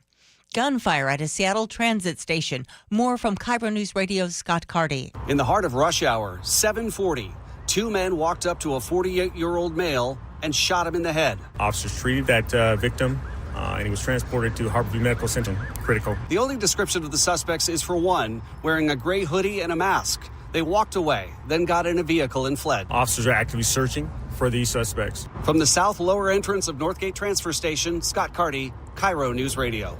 Family and friends of 2 women fatally shot in Renton this month held a vigil, telling KIRO 7 TV. We're still in shock. Never in my wildest thoughts I would ever think like this could ever would have happened. We're trying to be strong as a family and be here for each other in this situation and do what we can to honor their life. The suspect, who had been in a romantic relationship with one of the women, is being held on $10 million bail. Family members of a missing young Arlington man are stepping up efforts to find him. More from KIRO 7 TV's Jason Sloss. Jonathan Huang is autistic and has been missing since March 30th when he vanished from his family's home. They're now organizing 2 advocacy events to raise awareness about Jonathan's disappearance. Starting this week, the coffee stand in Kirkland will hand out 500 coffee sleeves featuring Jonathan's photo and details about his case. Then on August 2nd from 11 in the morning to 1 p.m., there will be a honk and wave event at the corner of Broadway and Hewitt in Everett. We put Jonathan's photo up at mynorthwest.com. If you see him, call 911. For the second time in a week, someone stole a fire truck while first responders were busy helping people. It happened in Edmonds Friday. The truck was found abandoned in Shoreline. The Friday before that, a thief took off in an Everett fire truck, crashing it into several cars, shaking Tyler Lehman's home. Boom, boom, boom, boom. boom, right in front of our house. He spoke with KIRO 7 TV. Both thieves are still on the loose. This weather update brought to you by State Roofing and Exteriors. Partly sunny skies today with highs around 80. It is 73 in downtown Seattle. I'm Heather Bosch. Your best source for local news, serving Western Washington and the world with the KIRO Newsradio App. Always streaming live on your smart speakers. You're listening to KIRO Newsradio, Northwest News. It's the all-new Jake and Spike Show on KIRO Newsradio. Welcome back to the show. 1 hour down, 2 hours to go. Jason Rance joins us now. Very excited to have him in the studio. Jason, welcome to the show. Oh, hello. Oh, hello. A lot of stuff to get to. We would love your opinion on and some conversations about. First off, I'd love to get your thoughts. We're going to talk in just a second, if folks want to. You've got a good article on mynorthwest.com about this new President Trump executive order about homelessness and what that means for cities like Seattle. So we'll talk about that in just a second. But also, did you see that Cascade PBS poll? We actually started our show with it today, talking about Bob Ferguson has some of the lowest ratings for a governor in decades and basically 30 years, yeah. Yeah, not a lot of people are liking what he's doing. Spike actually thinks that means he's being successful. What I said was he was defying his base. Didn't have any great numbers with Democrats, you said showing that. Because he's alienating everybody, he must be doing well. That's what I said. When both sides want more, it's a good negotiation. Yeah, I disagree as well. But I'd love I'm Jason's, surprised that you find the numbers. I'd love Jason to say, why do you think it is? Yeah, jump in there. Why do you think that he's not getting a big, happy reception? It's really interesting because I'd taken a look at the actual poll. I went into some of the data points, and outside of the gas tax, when you ask voters, overwhelmingly Democrats who responded to this, they were favorable of Democrat policies, broadly speaking. Except when you ask specifically about the messengers of these policies, that's where things start to go south for the Democrats, the specifics. And Ferguson is obviously one of them. And it turns out the one issue that Democrat voters are really upset with are a rise in taxes, specifically around gas tax. And presumably they're taking this out on the governor because the governor early on, to Spike's point, did say to the base, no, we're not going to go down the pathway of all of these taxes. Correct. Except then he went down the pathway of all of these taxes. He tried. At least he gave us lip service. He gave us lip service. I don't know what his intent was, but let's just assume for the sake of the argument that it was done in good faith. Awesome. Doesn't really mean anything if you did something in good faith, but then signed a package of billions and billions and billions of dollars of taxes. And so they recognize that he either lied or didn't do a good enough job in convincing the Democratic Party to not go down that pathway, and he ended up going back on his word, something that had he stuck to, he would have had higher numbers here in this poll. And we'd all be taxed for $7 billion more than we are right now because it was $16 billion. No, you're saying if he'd stuck to his word and not raise taxes. If he did not raise taxes, I'm saying he would have been politically better off. Now, ultimately, does this poll matter? No, not really, because it's very early on. It's not like he's up for re-election or anything. Winds change. But I do think that it can come back to bite Democrats come election time. The only problem is, of course, there's so much time in between legislative sessions and elections just in general. And so people generally have a bad memory, except in a state, I suppose, where everyone knows Democrats are in charge. No one here is wondering who has total control. So that could bode well for Republicans, at least on this issue, if you pick the right candidates. That's everything. Do you think it really would, though, bode well for Republicans in Washington? In purple districts, I do. I think Republicans... Not in Ferguson's job, though. He's safe. Ferguson is safe. He's not the next Democrat is safe. I don't know, though, because didn't Dave Reichert make greater inroads than anybody expected him to make? Sure, but right? When they finally got a viable candidate for governor in the state, and I believe me. Yes, the problem with Reichert is he had a problem with the Republican base because he was seen as too moderate. And the larger problem, I think, for Republicans, generally speaking, is that you're still operating within an environment where media is left-leaning to left-wing and openly so. And so you're always going to be fighting not just against the media, but you're fighting against just the general left-wing base of Washington voters. That's where you come in, my friend. Indeed. That's where your messaging matters. Speaking of your messaging, Good story. This is interesting. Talk a little bit about this. You have the White House, Trump giving an executive order.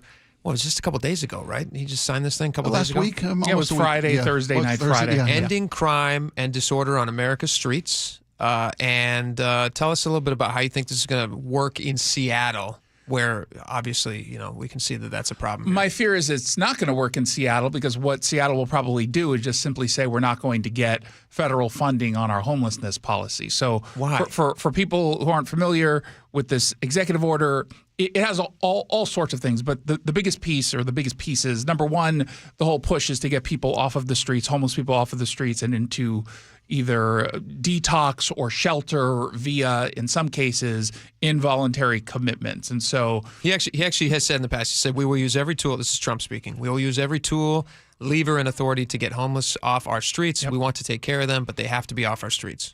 Yeah. So one is via involuntary commitments. That kind of depends on which state or county you're in this country, because there are some laws on the books. He's basically asking Pam Bondi, the Attorney General, to look at anything that's standing in the way of actually implementing policies that would allow for that. Number two, it's about enforcing the law as it relates to open-air drug use and public tents. Again, in places where you're not allowed to do this, in some cities you are, in other cities you're not, most of the places you're not. He's saying actually enforce the law. And then number three, we're going to pull funding from harm reduction and housing first strategies. Mm-hmm. That is the biggest piece of this that is so incredibly meaningful. And that's where I fear Seattle, King County, and Washington in general is going to say, no, never, we just won't take the federal funds, or they'll sue to continue to get the federal funds. Housing first, for those people who don't remember, it's in the title. We will give you subsidized housing to get you off the streets without conditions of detox or mental health treatment, whatever happens to be the reason why you're living out on the streets. Which a lot of people felt like, why are you just giving them everything? Precisely why it has failed everywhere it has been implemented by the government. And then harm reduction is the idea that we will give out tools to make drug use, quote unquote, safer, like syringes and fentanyl pipes, so that you don't die and we can push you into treatment. But again, it's been a failure because we don't push people into treatment. Do you remember, Spike? We talked about this. Was it like maybe a week? It's probably 2 or 3 weeks ago. But was it at the state level or was it just in Seattle? But there was that task force. State level, and they were making a recommendation. That was my story. Was that your story? Yes. Tell me about that. And is that going to be? Safer supply is what you're talking about. So, I imagine that would be a disqualifier for federal funds if they were to put that. That is the worst of the worst offender when it comes to harm reduction policies. Tell us a little bit about that. The idea essentially is to explore whether or not the state would hand out opioids that are tested so you know it's not filled with fentanyl or something that you're not expecting it. And then ultimately part of the big picture. So remember this, Spike? We talked about this. Hold on. I'm trying to put my tongue back together because I've been biting through it so hard for the last minute and a half. Bite. About what? Unbite. Because unclench. You and I don't share the same viewpoint on treatment. Sure. On prevention, on those things. I think they have benefits. Maybe on prevention. They have benefits. With regard to the city making sure that drug users who are going to drug, junkies are going to junk, that you have access to drugs that aren't going to kill you because they're jacked out with fentanyl. That was the onus behind that. I think there's some common sense in that. There's not common sense in handing out drugs to drug dealers. There is drug users. There is common sense in getting them the treatment that they need. And we'll get back to the first topic at hand is the president wants to lock up folks who are on the streets. Well, no. He's not saying lock up people on the streets. I know that's... Well, wait a minute. He's talking about offering them treatment or psychiatric care. Mm-hmm. And if not so, they'll be locked up. They'll be taken off the street. Involuntary commitment. Involuntary commitment. That's a nice way to say locked up. Involuntary commitment. Sure, it's completely different. Going into jail versus going into treatment is obviously different. I can't wait to see the environment that they're going to be putting people into. We have that currently. My point is this. Trump's going to cut off funding for recovery services for mental health care.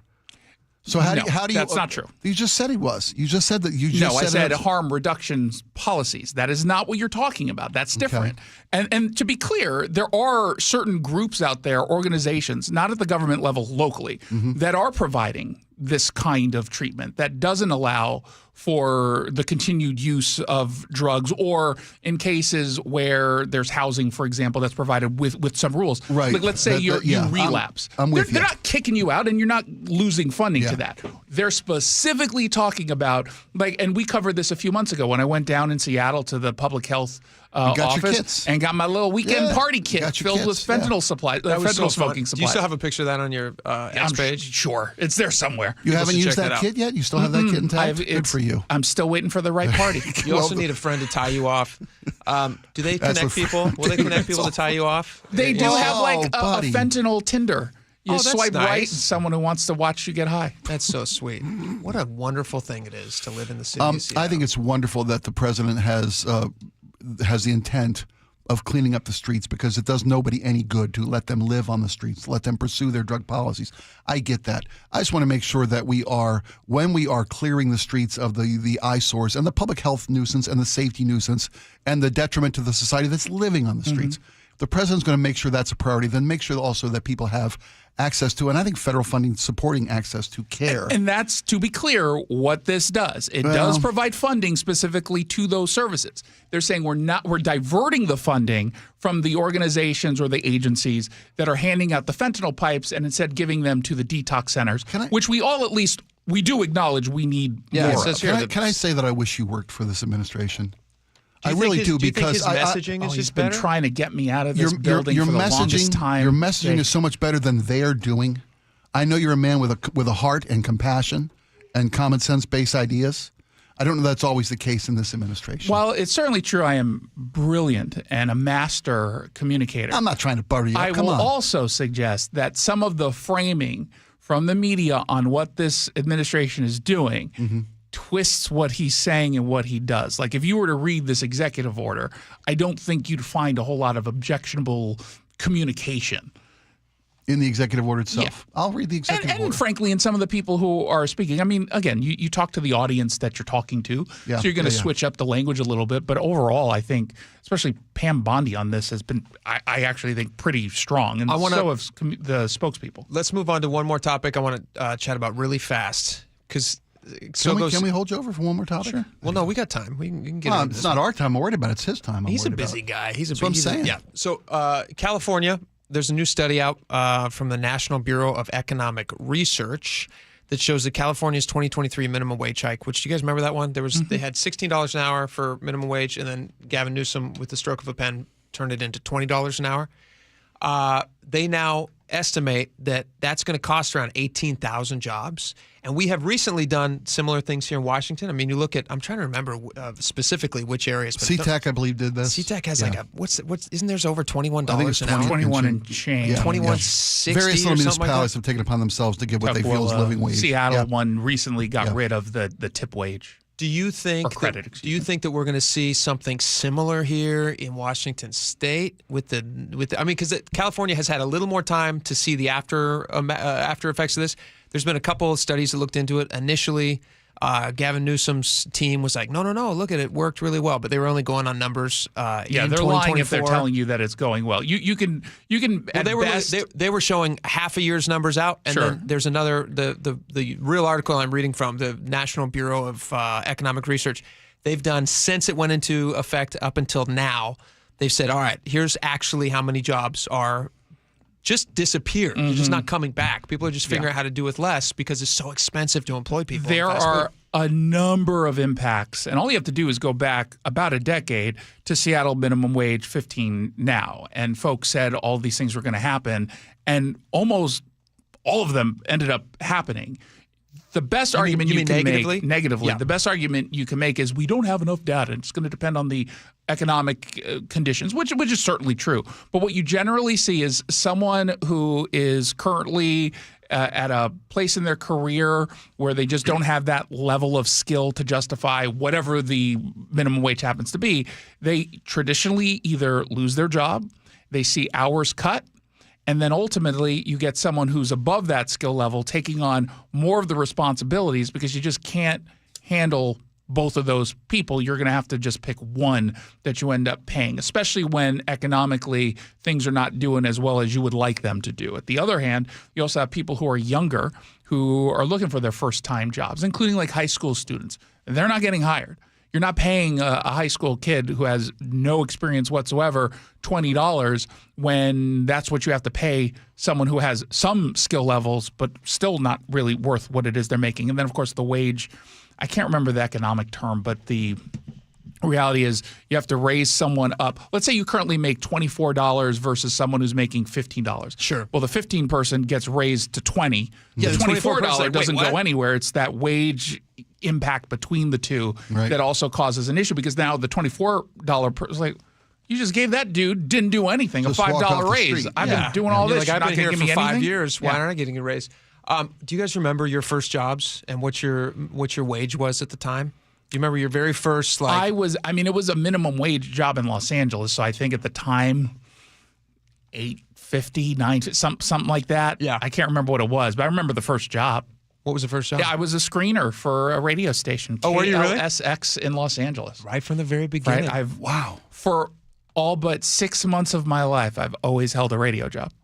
Did you work other jobs as you were working, I worked like early days of radio? One time, I worked another job while I was working part-time in radio, but outside of that, I've never held a job outside of radio. Never flipped a burger. Fascinating.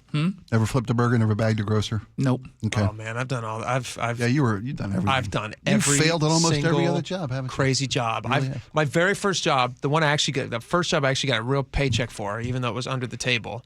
My friend's dad had but like money that I didn't get from my parents. I was 15 years old, and my friend's dad had a construction company, still has it, and he was like, "Hey, if you guys want to come work for me, then I will pay you guys." I think it was like, because it was like under the table, we weren't very useful. I think I was making like $5 an hour, even though minimum wage at the time was slightly higher.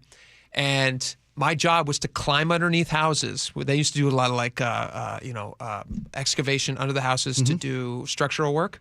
But first, somebody small needs to get under there and clean out all that crap. And Sounds actually, safe. It's not very safe. I didn't even have a mask. I'm just cleaning out dead cats. That's where all cats go. If you ever missing a cat, just look under your house. It's under there. It's been dead for a while. On Thursday, after the second Blue Angels test flyover, just go beneath every that's car too soon. and find as many dead See, cats. that's a job creator for people like me when I was young. Because then I'd just be, all right, take your 5-gallon bucket and go get your cats. That's what I'd be doing. I was a dishwasher at a big restaurant.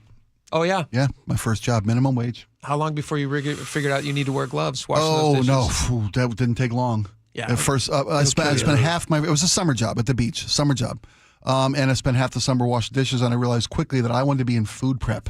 I wanted to be out of the suds. Nice. My feet just rotted out from under me. So you in worked that your tail off, and within 6 months?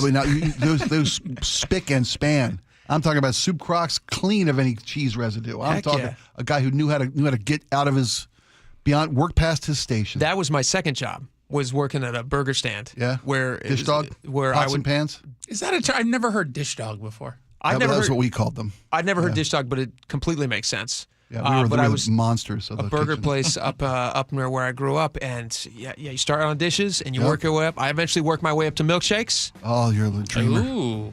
And then I would spend hours and hours filling little things, tartar sauce to go. That's a great deal. I got into food prep. That's a great stinky job. I got into milkshakes over there. Salad prep and dessert prep. I used to cut pies and put them on plates. It was fabulous for the whole summer. Great job. And you made fine money. I made enough money to live at the beach and have all the fun I wanted. Off work every day by 3 o'clock before the restaurant opened. I'm out there. Boom. There you go. Those were the days. But if the state stepped in and said you had to make $20 an hour, we'd all been fired. You'd all been The fired. business has been closed. If only we could make America great again. Can't like we when make it? Spike was happy working at the beach. It Spike, was. You know why? Because corporations were taxed at 75%. You But should that's just copyright me. that, Spike. You should copyright Make America Great Again. He loves that. All right, Jason Reyes, thanks for coming in, man. Appreciate it. All right, we got a lot more coming up. Jay Leno, I would say undisputed king of late night in his time. During his era, During his era, it was him and bet. Letterman at times, but he was the successor to the Johnny king. Carson. He was, yes. He's now weighed in on this old late night thing with Stephen Colbert. It's interesting. He knew the secret sauce. And he shares. He shares what he thinks the secret sauce was. Absolutely. We'll talk about it. We'll play some clips. Stick around. Be right back.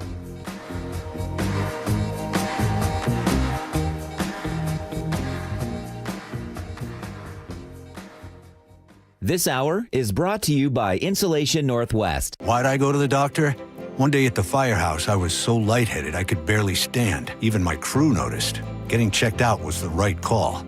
Turns out I have atrial fibrillation, which increases the risk of stroke about 5 times. Symptoms like irregular heartbeat, heart racing, chest pain, shortness of breath, fatigue, or lightheadedness can come and go. But if it's AFib, the risk of stroke remains. If you have symptoms, contact a doctor. I'm so glad I did. Visit NoTimeToWait.com, sponsored by Bristol-Myers Squibb and Pfizer. Wesley Financial Group is not a law firm, and Chuck McDowell definitely not an attorney. This is Chuck. If someone talked you into buying something really silly and you want to get out of that silly little thing, my advice, get the facts. Call me and I'll send you our timeshare exit kit absolutely free. Inside, you'll learn how timeshare works and all your options for cancellation. Call Wesley now for your free exit info kit. 800-486-9600. That's 800-486-9600. All right, look outside, folks. Summer is heating up around Western Washington, and so is the schedule over at Valentine Roofing. And if you've been putting off any home exterior projects, now's the time to act before the fall wind and rain hit us again and become a real problem. Get your roof, siding, or gutter projects locked in before Labor Day to secure priority scheduling on your projects. Valentine Roofing priority scheduling means they're going to begin work on your home within just 3 weeks of signing your agreement, and they'll coordinate with your schedule to make it convenient. Jake Skorheim here. When I needed work done on my roof, there was only one company I was going to call, Valentine Roofing. They addressed the issue. They fixed it. My roof looks brand new. They did an extensive cleaning to extend the life. The communication was seamless. The scheduling was fantastic. I needed it done fast, and they went the extra mile to make it happen. So whether it's your roof, siding, or gutters that need attention, call Valentine Roofing to get on their summer priority schedule. Spots are limited, so you're going to want to call 206 Roofing today to get all the details to schedule your free estimate. Again, call 206 Roofing. By texting 26022, you agree to receive recurring automated marketing messages from Tax Lien Code. Message and data rates may apply. Terms apply. Available at taxliencode.com. Imagine waking up and not needing to rush. No commute, no emails, no boss. Just coffee, sunlight, and the freedom to choose. That's the power of tax lien investing. It's been around for over 200 years, used by banks, hedge funds, and the wealthy. And now, finally, it's being taught right here in Seattle. It's secure, predictable, passive income backed by real estate and mandated by state law. And it pays you, sometimes 15 to 35% returns. You don't need to own property. You just need to see how it works and how to do it right. We've taught over 100,000 students, and we'll teach you for free at a live masterclass right here in Seattle. If you're ready to start building real wealth through tax lien investing, this is it. Text LEARN to 26022 to reserve your free seat.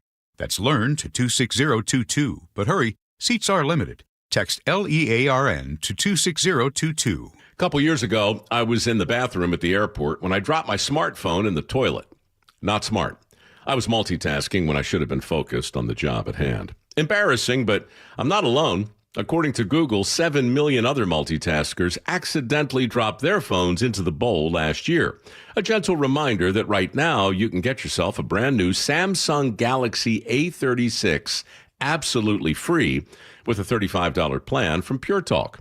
The A36 comes with scratch-resistant Gorilla Glass and a battery that'll last all day, along with unlimited talk, text, and data on America's most dependable 5G network. In other words, it's tough and smart. Something to think about next time you're multitasking in the necessary. Just dial pound 250, say keyword Mike Rowe to get your free phone today. You can make the switch in just 10 minutes. That's pound 250. Say Mike Rowe to switch to a no-nonsense smartphone and a company that actually stands for something. Pure Talk. From whiplash to herniated discs, there are a few car accident injuries we've all heard of. JP Pendergast with Pendergast Law explains that even the most common injuries differ from one another. Pre-existing conditions, health history, beginning of treatment. There are hundreds of factors that make every person and every injury unique. While these variables aid medical treatment, the strongest case recoveries must also take them into account. Could you explain a little bit more? Our team at Pendergast Law is obsessed with turning over every stone to differentiate each case. This requires thorough investigation, diligent listening, and relentless research. We never pursue cases with a one-size-fits-all approach. We built our success by treating every injury and every case with the individualized attention our clients need and deserve. Pendergast Law's individualized approach to even the most common injuries makes the difference in case outcomes. It's another reason why I can't recommend them enough. If you or a loved one has been injured in a car accident, call Pendergast Law. we can help. Save up to 25% of remaining 2024 heat pumps and air conditioners during Home Comfort Alliance warehouse clearance while supplies last. Visit homecomfortalliance.com today. KIRO News Radio 97.3 FM Northwest News. Now, the latest from KIRO News Radio and mynorthwest.com. Good afternoon. I'm Aaron Granillo. Gunfire at the Northgate Transit Center in Seattle this morning. Now, one man is in the hospital. KIRO 7 TV's Madeline Audley reports police are still looking for suspects. Police told us the two suspects walked up to a 48-year-old man and shot him in the head this morning. It happened just before 7:40 a.m. They have not yet identified who that man was or who these suspects are that they're looking for. We know that man's at the hospital. He is in critical condition right now. Transit Center remains open as police continue their investigation. Well, it is not only the Ship Canal Bridge closure slowing you down on I-5 this week. WashDOT is also grinding down and repaving southbound lanes through Everett. Spokesperson R.B. McKeon tells KIRO 7 TV the work will take place overnight. If you're a shift worker or, you head home late at night, obviously you'll run into our construction work zone, our maintenance work zone. And that work zone stretches 4 miles between Broadway Avenue and 100th Street Southeast. The project is set to wrap up in the fall. To the closing bell report now, and more than 3,000 Boeing workers who build fighter jets could walk off the job next week. The International Machinists Union says the St. Louis-based members overwhelmingly rejected a new contract. That deal included a 20% raise over 4 years, better medical, pension, and overtime benefits. Seattle Times reports union leaders called it a landmark agreement, but workers still said no.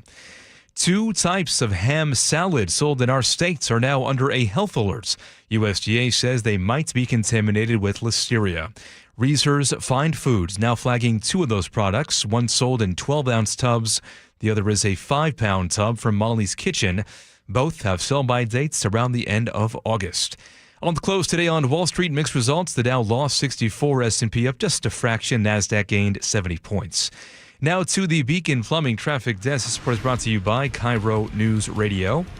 You are jammed up right now on I-5 southbound in Federal Way. This is due to a disabled semi partially blocking the HOV lane at the Federal Way truck scales. Right now, Federal Way to Tacoma is 25 minutes. That's about a 15-minute delay.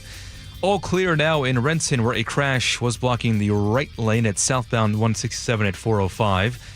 And a reminder that Revive I-5 work still in effect today. 2 lanes closed for construction on I-5 northbound near the Ship Canal Bridge. Express lanes are running northbound right now. Travel times, Lumen to Seattle 33 minutes, Tacoma to Olympia 48, Renton to Puyallup 45, and about a 45-minute drive up north into Everett from Seattle or Bellevue. Weather now brought to you by State Roofing and Exteriors. Can't ask for much better weather right now. All sunny for today and tomorrow. Highs in the upper 70s and low 80s. Right now, 73 and sunny in downtown Seattle. I'm Aaron Granillo, KIRO News Radio. Your best source for local news. You're listening to KIRO News Radio, Northwest News. Welcome back to the show. What, Aaron, you were just saying a 5-pound bucket of what? 5-pound bucket of ham salad under recall right now. 5-pound bucket of ham salad. Ham salad. Ham salad, 5-pound bucket. Golly, that's what I brought for lunch. It's better than a 5-pound bucket of cats. That's true. Oh, that's true. Can we just say, please, folks, be careful. Listeria is nothing to mess with. Public health is an important issue. Yeah, don't get listeria, obviously. 5-pound bucket of ham salad? Potluck. I guess. Good luck. Yeah. I don't know if I've ever had a ham salad. Me neither. Is it like a tuna salad or like a chicken salad, but it's ham? I haven't had a ham salad either. Practical experience would tell us, yes. Yeah. Unlike cat salad. Can I make a correction, by the way? Please, yeah. During our last segment with Jason Rantz, got a little not heated, but it got excited. It got passionate. In a good way. I made an erroneous statement that I'd like to correct because I think it's important that we get the facts right on the station. Sometimes. I said that Jason Rantz was a man of compassion who had a heart. Okay. I was wrong. Yeah. I'd like to correct that for the record so that people can know that I speak. No, what I said was, at a closing remark, we make jokes about making America great again. I said, back when corporate tax rates were at 75%, I misspoke. Corporate tax rates have never been at 75% in this country. They maxed out at 52% in the 50s. I was speaking to the like a high net worth individual Gotcha. tax rate, which was in the 90s. I think people at assume one that's point. what you meant. Yeah, I just want to make sure. I don't want to. Also, I'm not going to come at Jason also, with BS. Now that you mention it, is that moral? Is what? What was the tax rate you said? For which one? For the high net worth individuals. Net worth individuals. Actually, I looked it up during the break because I knew that I was wrong. It was 91% back in the 50s and 60s. 91%. Back when America was great. 91%. Right. That's when the Is that moral? Honestly, honest question. Is that a moral thing for a government to step in and take 91% of what you make? Probably not, but there's a number that works. That sounds high to me. 91% sounds high. Here's the thing. That's what drove big, because we've always had barons. We've always had the Elon Musks and the Jeff Bezos and the Zuckerbergs of the world. They were the Gettys, they were the Rothschilds, they were the Carnegies. Yeah, great they were series the called Guggenheims. The Men Who Built America. Yes. There's a great series on that. And if you love your public libraries, they're all from They're all donations. right there. Yeah, they are. Yeah. Yes, they are. And the reason Was that that was that the Carnegies? Carnegies. And the right? Rockefellers, Carnegies. Rockefeller Plaza. Yeah. All these, the Guggenheim museums. That's why all the libraries tend to have the same look. Yeah. Because they were all donated and they all The funding was followed. donated, yeah. And they had the oversight to put what they wanted into the world. These individuals who did amazing things in private industry stepped in and said, "Hey, you know what? We want to leave something else for everybody in our wake. Be remembered." Go ahead. No, you're right. It really doesn't seem morally just to charge someone 91%. 91% seems like a lot. Right? Reagan dropped it to 50% in 81, then down to 28% in 86. Great. That was the whole trickle-down economics mentality. 28%. But let me say this though: when it was insanely high, when it was in the 70s, during the 1950s, okay, that there was incentive for these mega earners to then donate to public good. That's why you got your libraries built. That's why you got your museums built, because they knew either the government's going to get it in taxation, or you can use these tax shelters. Donations were earlier than that, right? Well, no, they were back in the teens, in the 20s, in the 30s. Yeah, that wasn't as a result of No, that wasn't then. But yeah, but it was still it was still. I think it was in the 1920s that it drove up to 91%. But 91 seems insane. Well, it was incentive to first off donate or invest back in your company. That's why there are tax loopholes for expanding your company, growing your business. Taking better care of your employees. Those were tax loopholes, so you didn't get taxed at 91%. Instead of just taking all that money home or offshore, you invested it back into your business. I know we didn't have a lot of billionaires back then, but things were different. So we still had the megas, mega millionaires. It's all which proportionate. They would have been like a billionaire today. That that seems crazy to me that they would tax at that rate. But and we've had this conversation before, and it's really if you're going to lower the tax rate, close loopholes. You can't have both of them. I like both. Well, we and it's funny you say it because that's why we all. I like both. We all have the American dream. We're all going to be there someday. I want to keep as much of my money as possible. Sure, we all do. Yeah, especially in a state like Washington, where all the money that they take from you. Well, yeah, all the money they take from you just goes into a big giant black hole void that disappears, and they spend it poorly. And then there's $16 billion. We're not a low tax state. We pay a lot in taxes. Yeah, but we're one of the few states that don't have an income tax. Yeah, but we pay in a lot of different ways. We also have one of the highest. Go buy gas anywhere else in the country. Highest gas tax in the country. It's not cheap to live in Washington State. One of the highest sales taxes in the country. Yeah, and still we're $16 billion in debt. Fiscal irresponsibility. So start spending my money right before you ask for more of my money. Can't argue with you there, buddy. All right, Jay Leno. I think we have audio of this. Do we have audio of this, Laura? Where is it? Here we go. All right, Jay Leno was on a podcast or something. What's the name of the show he was on? He was on Ronald Reagan Presidential Foundation CEO David Trulio's podcast to talk about many different things. And one of the things that they ended up talking about was the late night debate that's happening right now. Sure. Stephen Colbert, obviously he's not coming back at CBS. I believe his final show will be sometime in May of 26. Over-under is not. He's not going to make it till May. He may not. He may not. But he does employ a lot of people. The show employs 200 people. You bet. Yep. He's also, going to get paychecks if he continues out. So I assume that he wants the job to continue. But I don't know that. I don't know. Maybe he ends early. He possibly could end early. But this story, this debate came up with Jay Leno. Mm-hmm.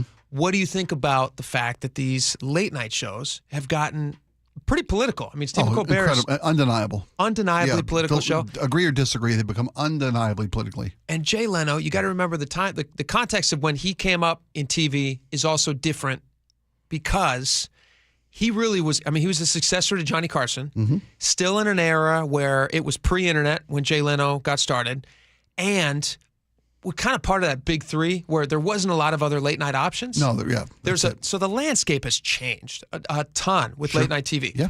People don't have to watch it late at night. You can watch it the next day or whenever.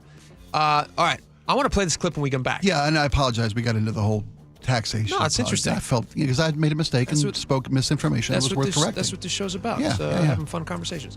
So when we come back, we're going to play this. I'd love your take on this. Jay Leno's opinion on why late night is not maybe heading in the right direction. The current state of affairs. Yeah. From a guy who did it at the top level. He knows what he's talking Twice. about. If anybody's got credibility to speak to the issue, it'd be Jay Leno. He did it. He retired. He came back and they did it again. And then he retired again.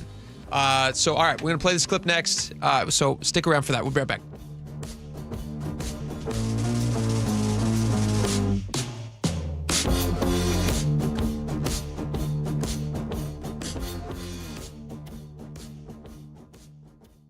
Stay ahead of our summer traffic nightmare with Chris Sullivan's Choke Points. Presented by Carter Subaru. The new interchange in Snoqualmie of I-90 and SR-18 was supposed to get rid of the Sunday backups. Didn't really work on the first weekend. When will it actually start making an impact? Maybe the fall. I'll have the full story in Choke Points tomorrow on Seattle's Morning News. Get all of Sully's Choke Points at mynorthwest.com and the KIRO Newsradio app. The closing bell is brought to you by Legacy Group Capital's Northwest Fund. When the heat's an 11, cool AC would be heaven. Dayandnight.net. Some AC you'll be loving when your house is an oven. Dayandnight.net. Hi, I'm Bruce with Day and Night Plumbing and Heating. Call us about installing a high-efficiency cooling system or servicing your existing one so you're cool when you need it. Call now to get 10% off an air conditioner or heat pump. Plus, no payments or interest for a year OAC. Dayandnight.net. 10-time MLB All-Star, 10-time Gold Glove Award winner, MLB single-season hit leader, a one-of-a-kind player. And there it is! He's a new all-time hit king in Major League history, number 258.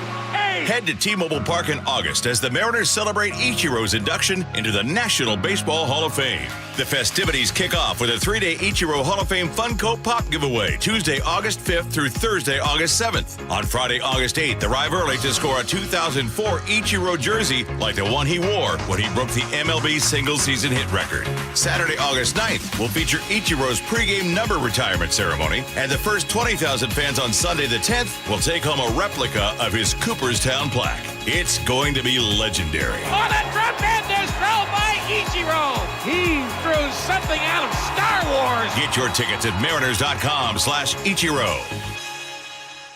Spike O'Neill here with Dr. Matthew Sharp, owner of Sharp Vision Modern LASIK and Lens. Dr. Sharp, I am amazed at the brightness and the clarity that I didn't even realize I'd lost before I had my procedure. How's that even possible? A lot of people don't realize that. As you get older, the lens not only is less flexible, but it gets less transparent. And gradually, even in our 40s, 50s, 60s, the lens variety does get less transparent. So you get more glare at night, more halos, loss of contrast sensitivity, loss of some color vision or decreased color exactly vision. What I was seeing. And so when we replace that lens that gets cloudier and cloudier with a crystal clear lens, all of the light gets through, all of the clarity, all the brightness, all the colors. And again, with the multifocal lenses that we have, it's sort of like a bifocal built in, so you can see near and far. Give the folks at Sharp Vision Modern LASIK and Lens a call at 425-451-2020 or online at sharp-vision.com. Sharp with an E-vision.com. It's a new year, but many seniors are struggling with the same old problem: high prices and rising property taxes. We're here with our friend Steve Teitler of Best Mortgage, and he says a reverse mortgage may be the answer. Many seniors cannot afford afford to stay in the home they love. A reverse mortgage gives them access to equity in their home without having to sell. They can pay off their mortgage if they have one and maybe pull some extra cash out of their home. And best of all, they have no mortgage payment the rest of their life. But as you always say, a reverse mortgage is not for everyone. That's right. Avoid the high-pressure sales pitch from those out-of-state call centers. I give you a consultation, not a sales pitch. I'll tell you if a reverse mortgage is right for you, and I always tell you if it's not. Honest advice you can trust from the reverse mortgage experts. Best Mortgage, the VA loan experts and debt consolidation specialists too. 425-649-6000. Best Mortgage, 425-649-6000. Are you trying to buy a new home, or are you a local real estate agent seeking financing for a client? We're all tired of dealing with banks, credit unions, and endless guidelines. Wouldn't it be nice to go back in time when we had common sense lending? Hi, I'm Scott Rureka, CEO of Legacy Group Capital based in Bellevue. We are one of the largest local private portfolio lenders in Washington. We've helped thousands of home buyers and real estate investors reach their financial goals by leveraging the Legacy Common Sense borrowing platform. What that means is we lend our own money, we make our own decisions. If your deal makes sense, we'll get it done. Whether you're purchasing a new piece of real estate or refinancing an existing loan, bridge loans, construction, or regular home loan, it doesn't have to be as difficult as banks and lenders make it. If you're trying to grow wealth through real estate acquisition, come talk to the experts in private lending.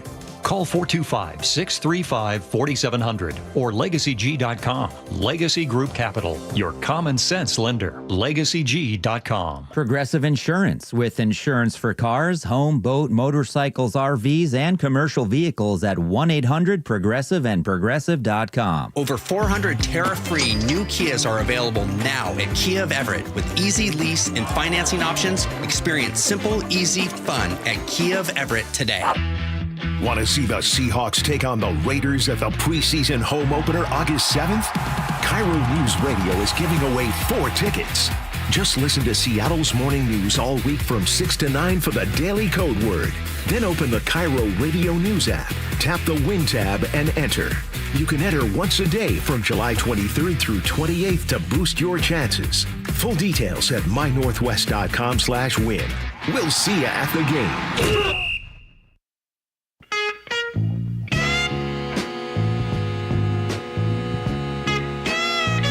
All right, welcome back to the show. A lot of controversy surrounding that late night shakeup. Stephen Colbert, CBS canceling his show or not renewing his show. Is that a cancellation? Not renewing? I think you're splitting hairs at that point. It feels They less. axed the franchise. It feels less like a cancellation and more like a we tried this and we no longer want to do this. Well, it's not a cancellation feels like financially there's a visible cause. model. Yeah. Cancel. Well, there was a cause. Obviously, the cause, whether it was financial or whatever you want. The debate. There is a debate over the cause. I guess that's the debate. Yeah. Is why he was. It's not. It's. Yeah, let's call it canceling. He's canceled. He's getting canceled. All right. So Jay Leno, the one-time king of late night, was on a podcast recently, and he was asked about this, and he had some interesting thoughts. Let's hear it. There was an analysis done of your work on The Tonight Show for the 22 years, and that your jokes were roughly equally balanced between going after Republicans and taking aim at Democrats. Well, that's Did you have a strategy, or was that? Well, it's funny to me when I got hate letters from David Snell, you and your Republican friends. Well, Miss Lyon, I hope you and your Democratic buddies are happy over the same joke. And I go, well, that's good. So that's how you get a whole audience. Now you have to be content with half the audience because you have to give your opinion. People wind up cozying too much to one side or the other. I don't think anybody wants to hear a lecture. Well, and it's worth noting that both you and Rodney Dangerfield experienced and have been experiencing enormous success, right? So your approach worked in the marketplace. Well, why shoot for just half an audience all the time? You know, why not try to get the whole? I mean, I like to bring people into the big picture. I don't understand why you would alienate one particular group. You know, or just don't do it at all. I'm not saying you have to throw your support or whatever, but just do what's funny. Do you think his approach is, because I think it's pretty reasonable. I think what he's saying makes sense. Yeah. What do you think about it? Those were, so many ways to frame this. Those were different times with Jay Leno. I think as you mentioned earlier, you had 3 choices. Yeah. Now you've got 100. Yeah. And the audience has become so fragmented. Late night television literally has to stake out their claim in a totally different media landscape. So when they go after, like Jay said, why go after just half the audience? That's a calculated move to seek out a certain demographic, ideological demographic. If they were so broad-based, if you're everybody's second choice, you're nobody's first choice. I don't think you can be even-handed today. Really? And compete. Yeah, because everyone. I disagree. Well, yeah, that's fine. Everyone seems to find their point of view to be reinforced. That's what fragmentation does. Well, you can find somebody that can go and give you exactly what you want to hear. Look at South Park. Mm-hmm. South Park is an equal opportunity offender. Yeah, agreed completely. They tend to skewer people pretty hard, and they tend to hit both sides. I would say, honestly, if I had to add it up, I'd say South Park still leans left, which makes sense in entertainment after industry. the first, it's easy to say, yeah. I would say for the premiere episode. You're seeing probably more people on the right side when they do get political or on issues that might be considered political. Yeah.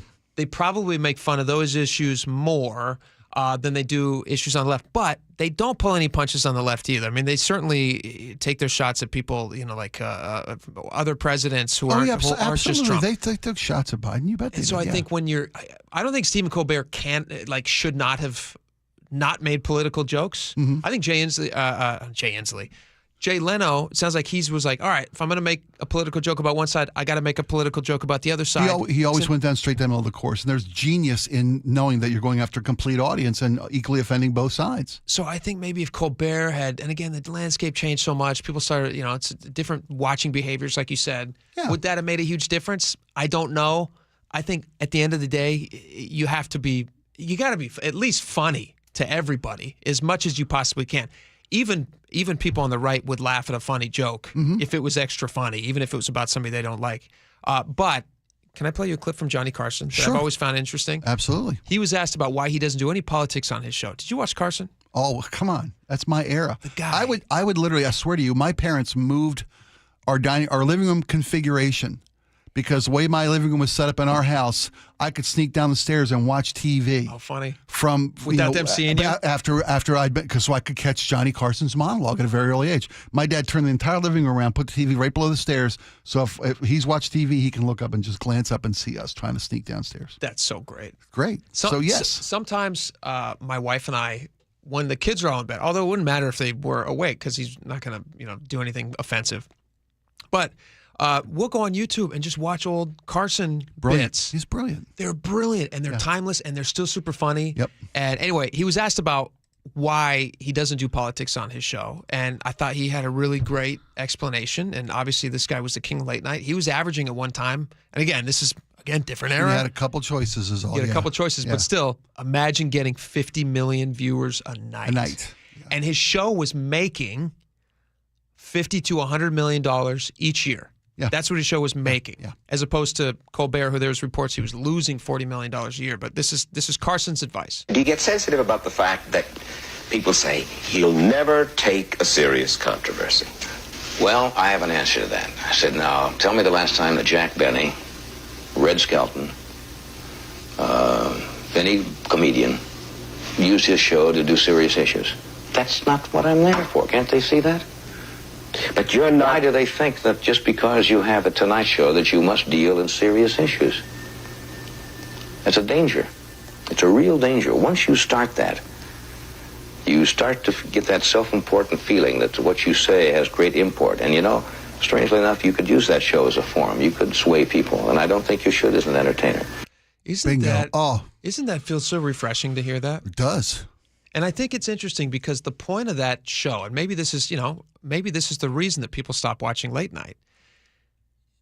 That is the time of day where you have been assaulted in your normal day with everything. You've seen the news. You've had conversations with your employees at work or your people your coworkers. At the bar. You bet. At the bar, all these things. You've heard it 10 different ways from Sunday. And now, if they are lucky, you fight sleep in many cases to tune in. And what do you want right before you close your eyes at night? Safe harbor. Do you want to feel like you're getting riled up and your blood's going, you find something to be ticked off about as you're tucking into bed? No. You want to sit there and you want to maybe feel lighthearted or laugh about something. If you wanted to do that, you'd pick up the daily newspaper and read some bad news. But at the end of the night, I think Johnny Carson did such a good job of like, all right, come on in here, let's entertain you. We're just here to laugh. It's an entertainment show, first and foremost. And I've heard people say, well, Trump's a different beast, blah, blah, blah, blah, blah. See, these comedians feel like they have an obligation to blah, blah. Johnny Carson dealt with Watergate. Yeah. And still knew he was an entertainer. Still knew how to put on a show. Right? Bingo. And you know what? The rest of the country still moved forward. They've still figured out how to get their news. Yeah, he did. But they also had a healthy helping of just feeling good. Yeah. Which, you could debate about the current late night shows. All right. We got a lot more coming up. Stick around. I went fishing. I want to tell you guys a little bit of kind of a funny fishing story. And then we also have Starbucks is doing something. When I read this, I couldn't believe it. I could not believe what Starbucks is doing. We'll tell you about it next. Stick around.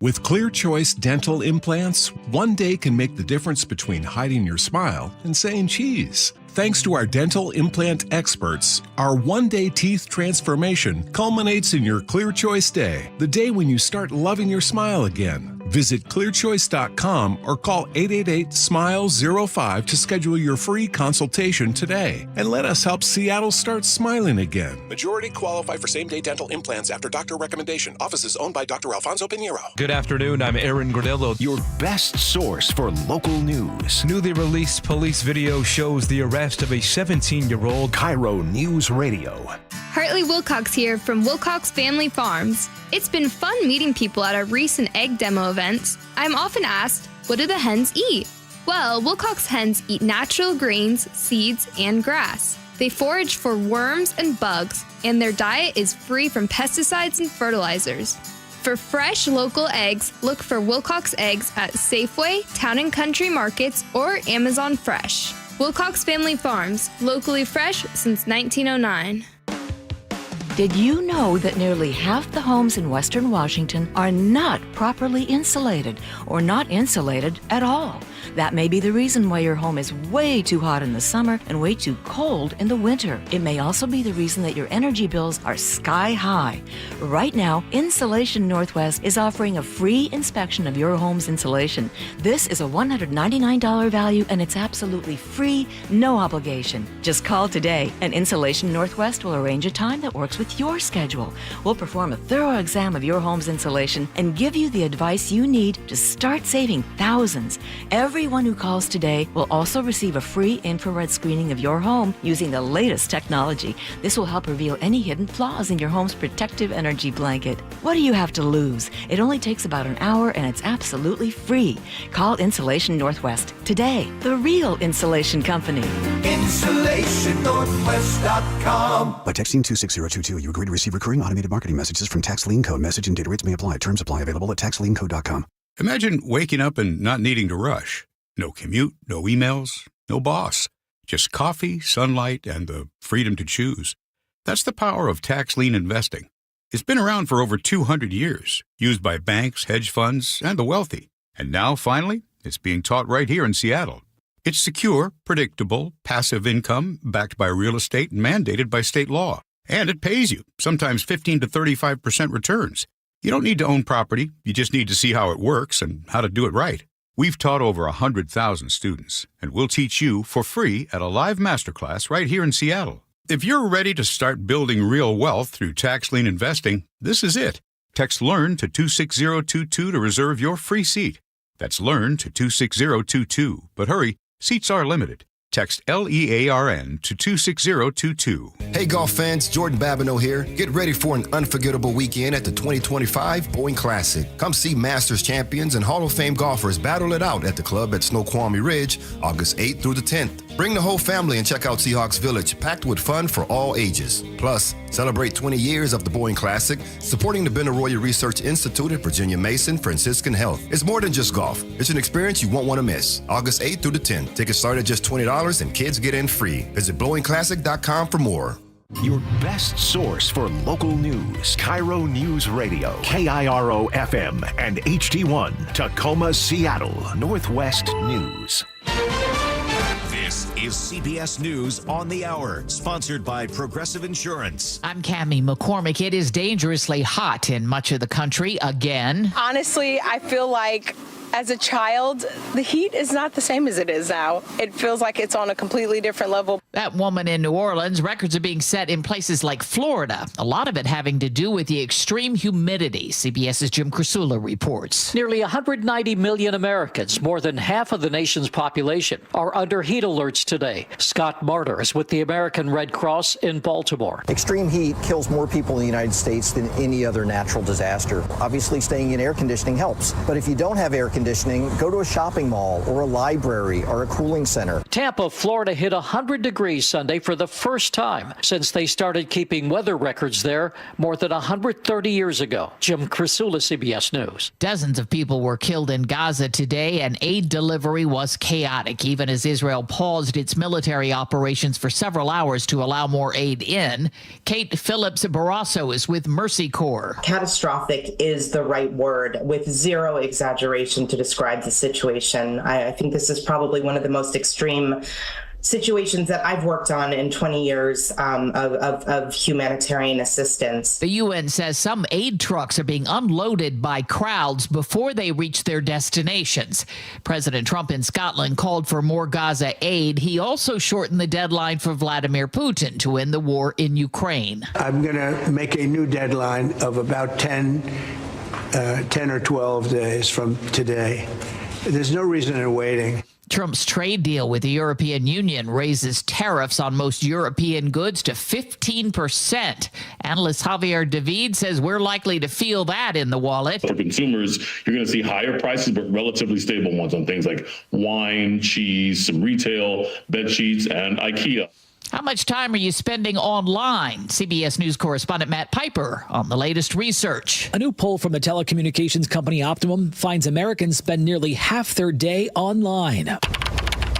On average, people are spending 10 hours daily accessing the World Wide Web, about 5 hours browsing, working, doing emails, or scrolling social media, and the other half streaming videos or TV shows. A poll of 2,000 people found that for general internet usage, most use their cell phones. Matt Piper, CBS News. On Wall Street, stocks finished mixed. Investors not overly thrilled with the trade deal with the EU. The Dow was off 64. The S&P was little changed. This is CBS News. Sponsored by Progressive Insurance. We offer auto, home, and commercial auto insurance, plus a variety of business insurance options. Visit Progressive.com today. Coming up, an officer shot near Bellingham. Now a manhunt is underway. But first, we go to the Beacon Plumbing Traffic Desk, and we start in the South Sound. On I-5 northbound, a disabled semi partially blocking the HOV lane at the Federal Way truck scales. You're backed up to the Port of Tacoma Road right now. And a reminder, of course, Revive I-5 underway for another week and a half or so. Northbound I-5 reduced to 2 lanes from Roanoke to Northeast 45th Street.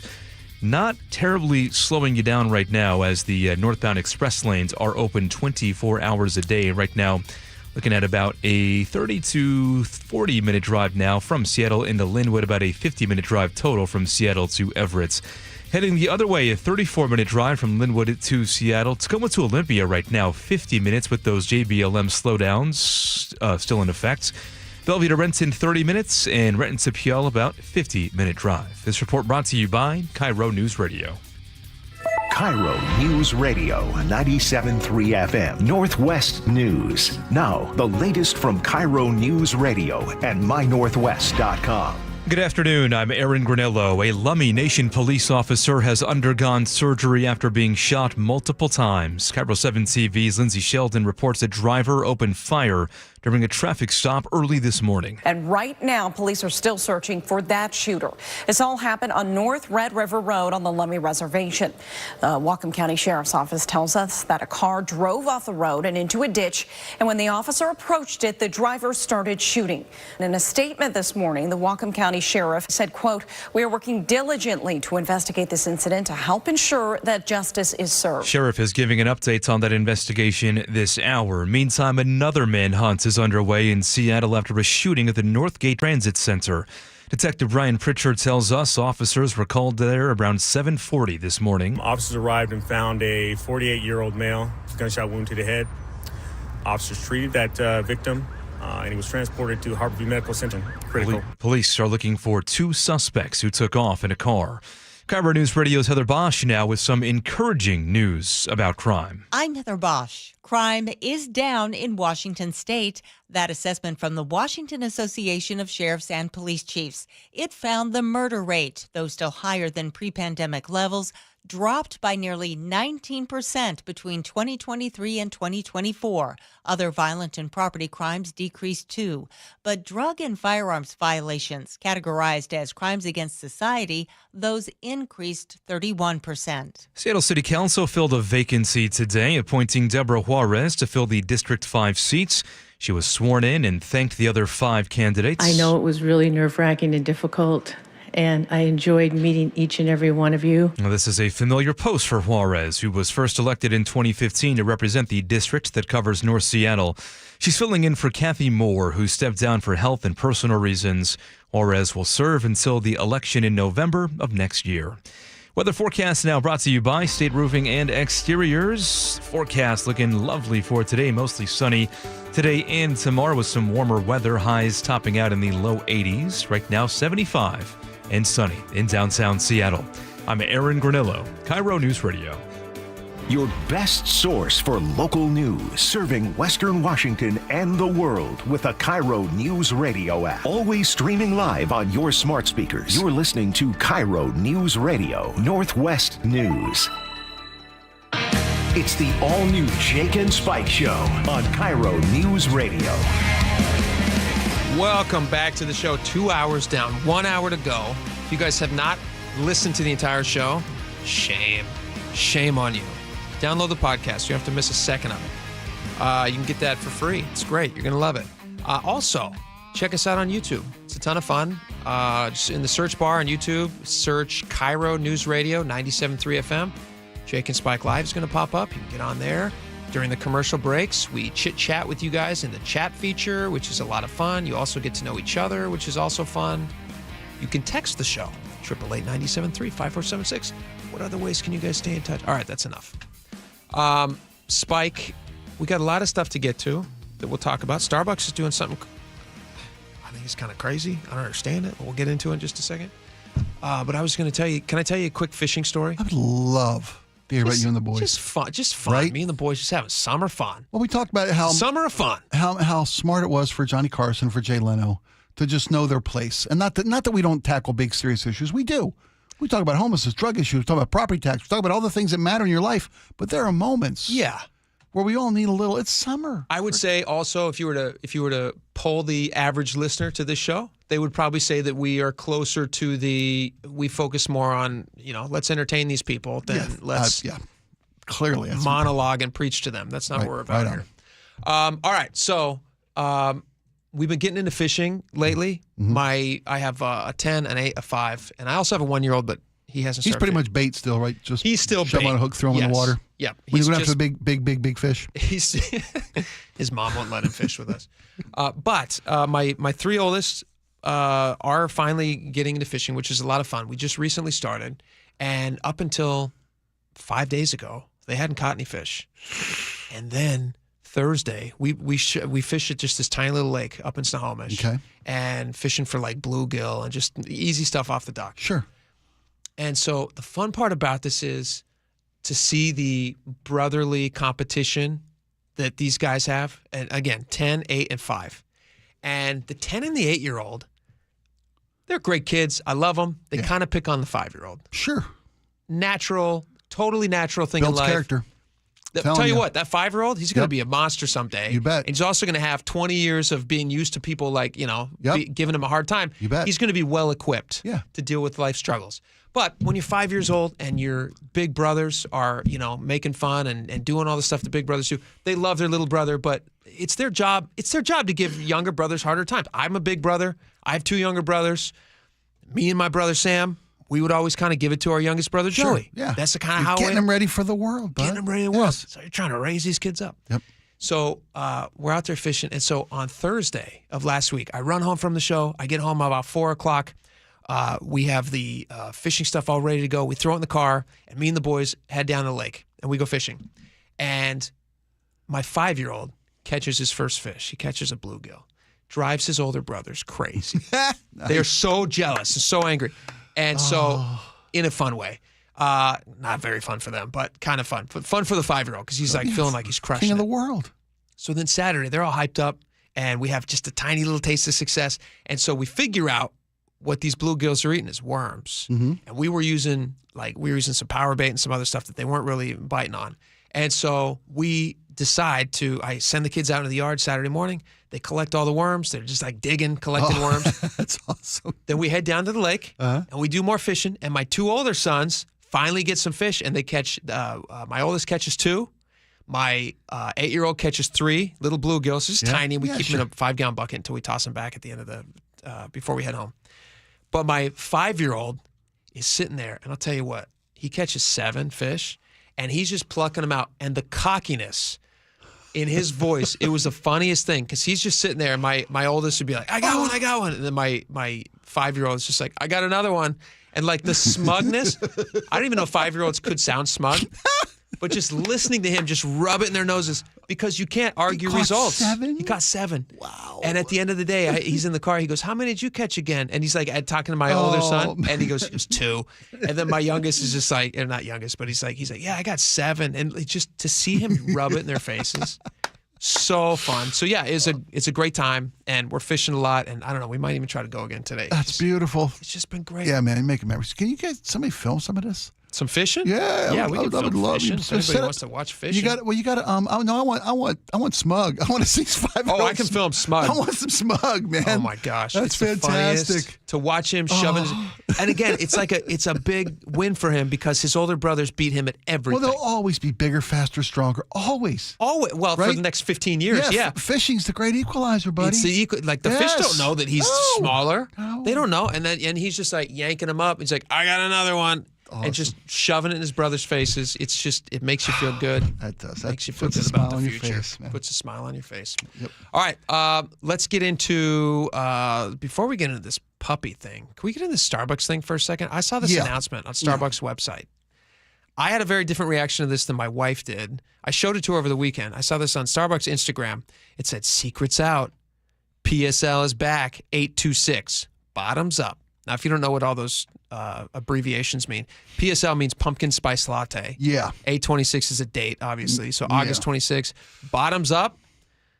Obvious. They want you to have another one. Yeah. Diabetes be damned. Pumpkin spice lattes. I thought this was a fall thing. August 26th. We're middle of summer still. What are they doing? Yeah, is this too soon? Headline should be Starbucks declares war on summer. This doesn't feel like a summery drink. I always thought it was like Fall kicks off. It's pumpkins. Then you're inundated with pumpkin spice. It's in candles. It's in drinks. It's in cakes. It's in everything. Sure. And then you have to deal with it then. But this feels too soon. Late August. I couldn't agree with you more. I mean, but then again, you look in any stores now, the Halloween decorations are out at Costco. That's true. We're 20 minutes. Christmas decorations. Are they out? Don't tell me they're out. No. Yeah, Christmas decoration. We played that. You might have been you might have been gone one day, but we actually put up pictures. I was in Costco. They got the Halloween up? but they got the bulbs, wrapping and bulbs. Yeah. Good Lord, Laura, what do you think about this? Pumpkin spice 826. I'm ready. Yeah, that's it. Here's the thing. That's it. No. The difference. My take on this is that the end of summer sucks. I don't want summer to end. I don't want it to be over. And when I was a kid, I was vehemently against school supplies already being in Target, which is a whole other school supply thing. Commercials. When you're a kid, you're just chilling out watching TV and you see that first commercial for back to school shopping. Like Michael Scott in The Office. No! Yeah, exactly. I'm like hoping my mom doesn't see him, like changing the channel. You're right. 100%. Maybe she'll forget to send me back. But I need something to look forward to be okay with summer ending. It's inevitable that summer's going to end. Guys have football. I'm not to be a misogynist d-bag here, but I have a pumpkin spice latte. We look forward to. I love the fall because it's football season. And sweaters. Yeah, right. What do ladies have? They got pumpkin spice, I guess. I'm sure some of you like football, unless you pretend you do. That's fine. We appreciate the pretend. Yeah, no, it's nice. I pretend to like. Here's your Gilmore Girls, PSL. So my wife can pretend to like football. But yeah, when I saw this, I had that same reaction, Laura. You're totally right. No, God! No, God, please, no! No! No! No! I told this to my wife when I showed her this. I said, what do you think of this? She goes, yay. She's like excited. I don't know. It just feels, and you know how much money they make, like $100 million a year extra on the PSLs? PSLs. Yeah. And we're calling them PSLs. Everybody knows it. We just call them PSLs. This is the best marketing ever. It's just chemicals. They're just giving you chemicals that taste. No actual pumpkins are harmed in the making of these drinks. You realize that, right? When in nature have you seen a spicy pumpkin? In August? In your life? In August? Or ever? They're barely even. They're still flowers. There's no such thing as a spicy pumpkin. Am I wrong? No, I think you're right. What do you crossbreed it with a jalapeno? Yeah. What are you doing? That makes zero sense. It's a vegetable. It makes perfect sense. I guess. Can you cross? Well, I guess. Well, pumpkins are gourd, right? A pumpkin jalapeno. Could you do that? Is that something they can do? Pumpapino.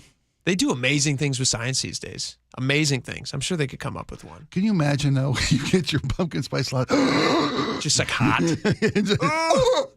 This is burning. I did not understand what spicy meant. We'll switch some cayenne pepper in with your pumpkin because they put that shake on top. That would be sprinkle. A cruel prank. Some cayenne. You want pumpkin spice? One of us should do that to our wives and see what the reaction is. You go first. Yeah. My wife doesn't like the PSL. Really? Yep. Smart I love lady. her, man. Love her. Smart Loves lady. football. Doesn't love the PSL. My wife likes them.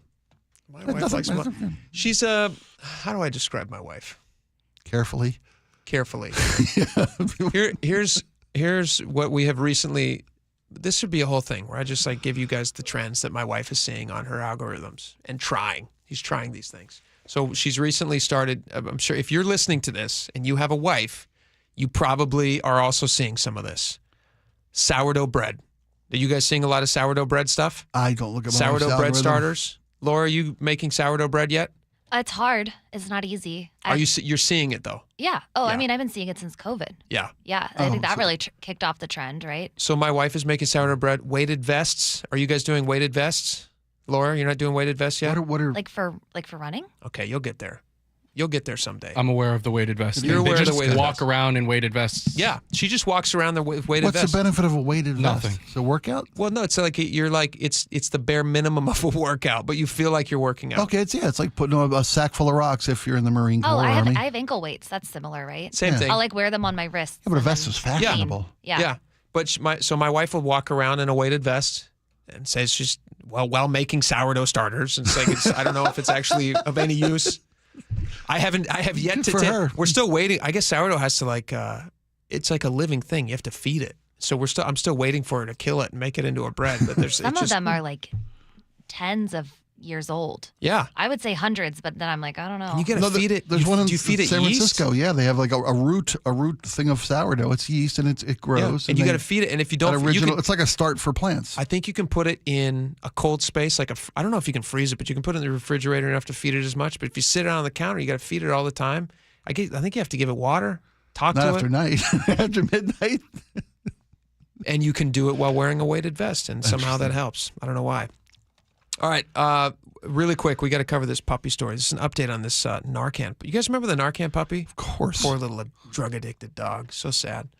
Firefighters in Lacey answered a call, and they found a woman in her car with two dogs, and the dogs were showing signs of drug, like that they had ingested some sort of a drug. Yeah. They don't know exactly what it was, but they assume it was like fentanyl powder, possibly. And so there was pipes, there was fentanyl, there was, I believe they even found, didn't they find some meth in the car too? I'm looking at this. Oh, heroin. They found a presence of heroin. They confirmed that at the site. Probably fentanyl, they said in the report. They also said they found a passport and a loaded Smith & Wesson handgun in the trunk. Now, this woman had prior felony convictions, so for residential burglary, so she actually couldn't own a firearm. So she's going away to jail, and now they're trying to figure out what they do with this puppy, who they treated. And we showed the picture of this dog up at the time. Adorable, tiny little, cute as can be dog. And they had to give it a tiny little puppy dose of Narcan, and it saved the dog's life. And now the dog is in the middle of trying to being adopted. But they're trying to have a safe, new, loving home. But they're trying to get this like woman's court stuff worked out first, so legally you can adopt this dog off. Puppy a witness? I don't know if the puppy's a witness. It's evidence. He's That's evidence for sure. Right? Okay, wow. But anyway, this is Lieutenant Bryce Craig with the Lacey Fire Department talking about the rescue at the time. In my 17 years as a professional career firefighter, this is the first time that I've had to administer Narcan to an animal.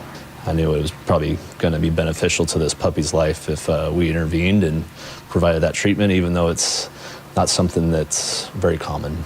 So they did notice that this dog, when they found the dog, the two dogs, there was an adult and a little puppy. They both were showing signs of having ingested drugs. So they gave 2 doses of Narcan to the adult dog, 1 to the puppy, and now the dogs are doing great. And they're at the Seattle Humane Society.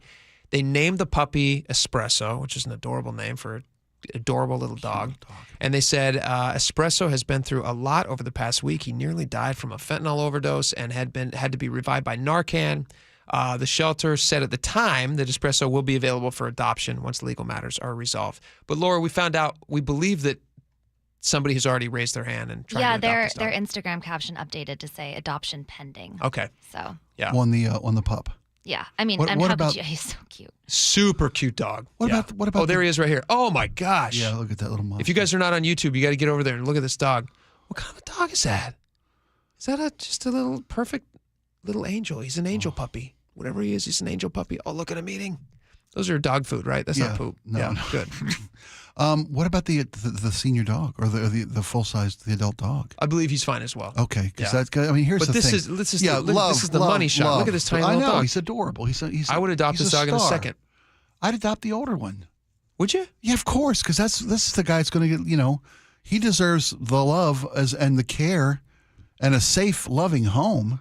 But he's an older dog. Yeah, he's an older dog, and those are the dogs that. See, I have younger kids, so I think a puppy's probably safer for my kids. Yeah, you don't want a dog with. Yeah, I don't want to. It's one bad enough he's already come with a drug. Plus, habit. he was a drug. Right? Yeah, he's a drug addict. You never know what he's how doing. the older dog may have been just a willing participant for years. You never know what that older dog is going to bring home. Right. Well, that's the chasing his habit. I've said this to you before, though. Not we're joking a little bit, but when you rescue a dog, we've rescued dogs in the past, and they're wonderful. But they always come with a little bit of baggage.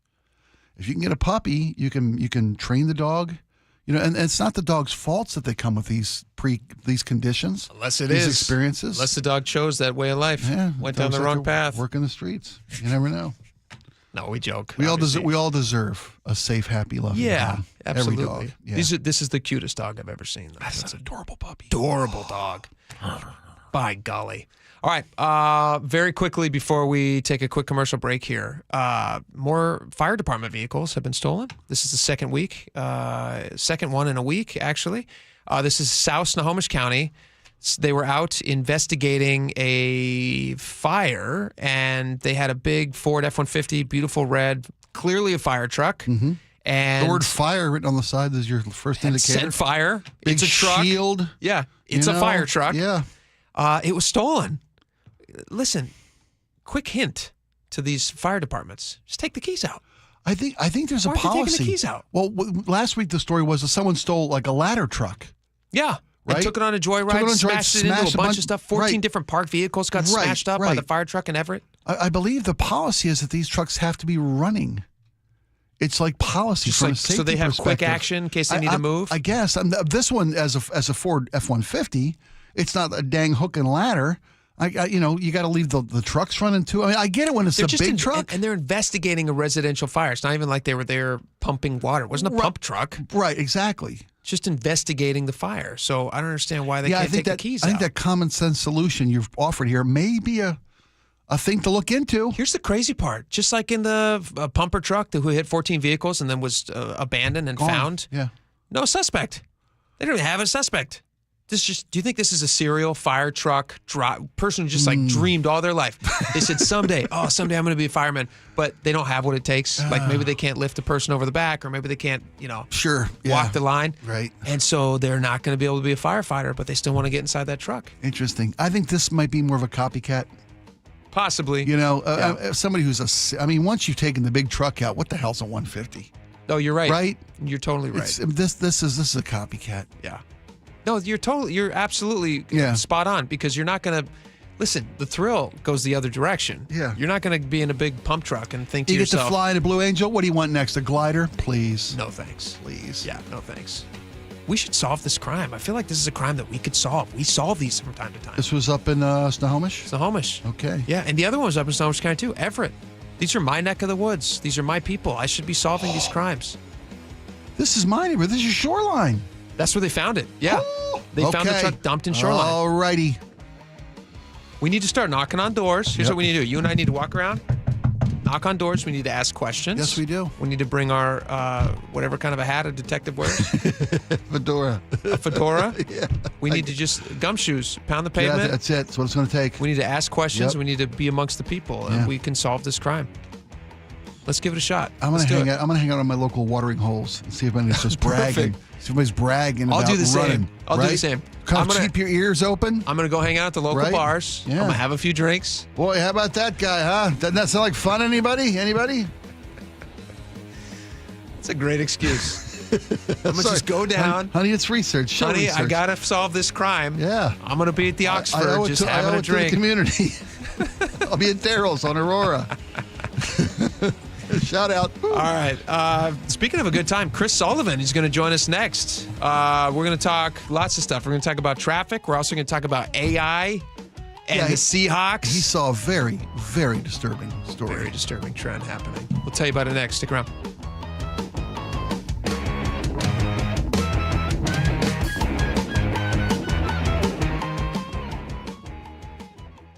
This hour is brought to you by Sharp Vision Modern LASIK and Lens. Finding great candidates to hire can be like, well, trying to find a needle in a haystack, but not with ZipRecruiter. Its powerful technology actively finds and invites qualified candidates to apply to your job. So while other companies might deliver a lot of hay, ZipRecruiter finds you the needle in the haystack. See why 4 out of 5 employers who post a job on ZipRecruiter get a quality candidate within the first day. Try ZipRecruiter for free at ZipRecruiter.com/free. That's ZipRecruiter.com/free.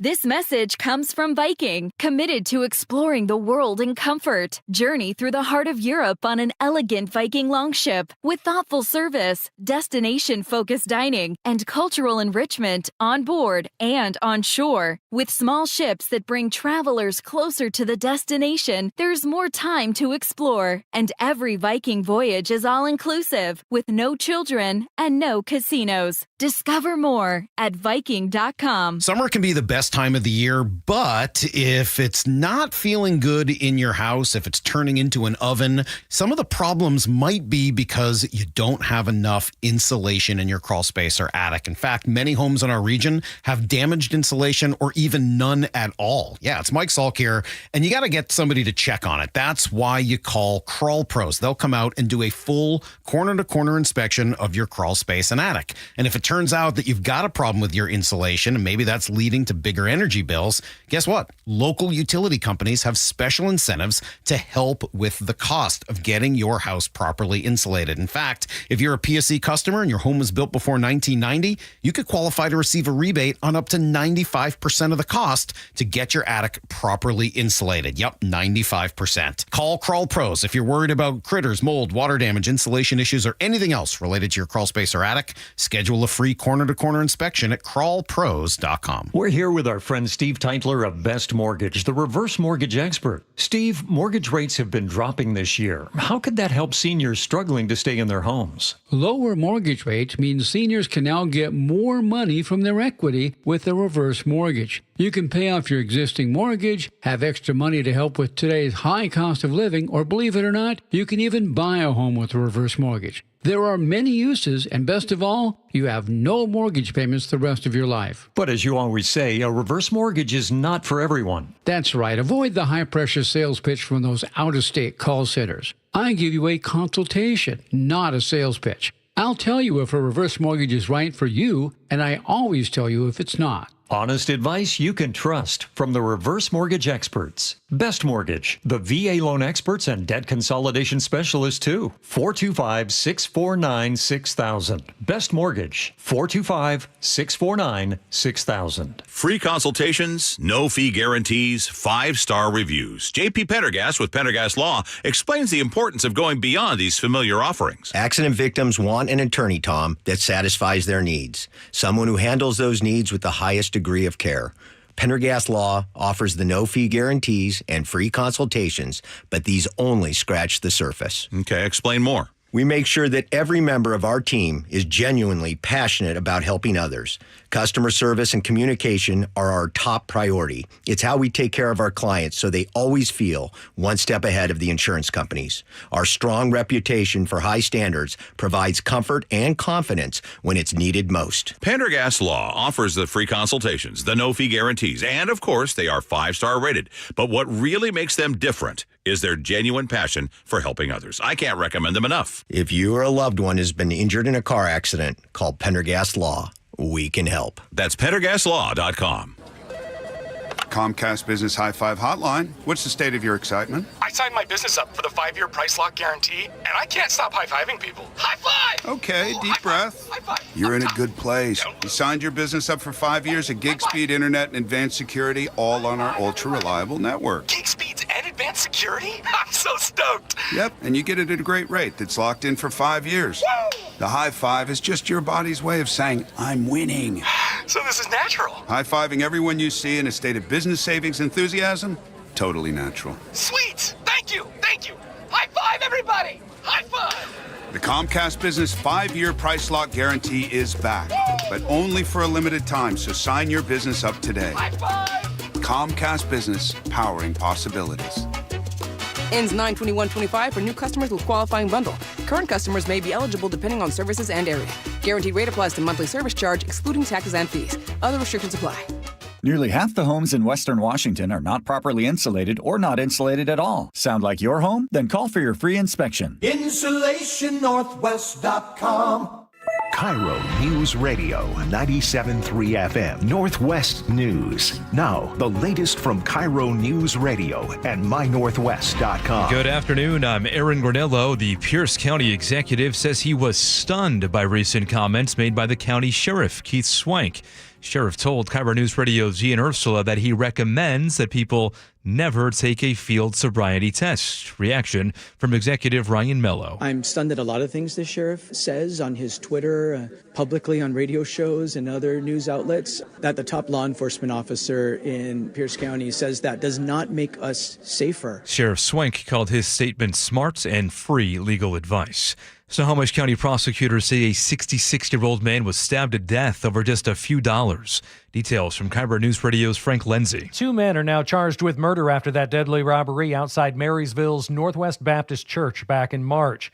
KIRO 7 TV reports the sister of one of the suspects told detectives that this particular victim was targeted because he was thought to have had thousands of dollars in cash on him, but in reality, he had only $8. Prosecutors say surveillance footage and DNA evidence tied both men to the scene. Frank Lindsay, KIRO News Radio. A strike is looming at Boeing's fighter jet plants in Missouri, where more than 3,000 union workers voted down a new contract. Union leaders backed that offer. It included a 20% raise over 4 years. Members said no. They say it did not meet their full list of demands. Seattle Times reports a strike could begin August 4th. A preliminary trade deal between the U.S. and the EU did not do much today to move the markets. CBS's Jason Brooks has more. President Trump announced a trade deal with the European Union that lowers tariffs on EU goods to 15% from 30%, with the EU agreeing to buy $750 billion worth of U.S. energy, a move that boosted shares for liquefied natural gas companies. Wall Street seeing mixed results at the closing bell. S&P virtually unchanged. The Dow lost 64 points. NASDAQ gained 70. Now to the Beacon Plumbing traffic desk. We start in Renton on 405 northbound, just north of SR 167. A collision right now blocking the HOV lane, seeing some backups right around that interchange. And of course, we still have that Revive I-5 project going on northbound I-5, blocking 2 lanes on the Ship Canal Bridge, starting to see the travel times build, especially from Seattle to Everett, now about a 1-hour drive for you. Bellevue to Everett, also about 1 hour as people look to avoid that backup on I-5. Linwood to Seattle, meantime, taking you only 35 minutes. Tacoma to Olympia, 50. Bellevue to Renton right now, 32. And approaching 1 hour now from Renton to Puyallup.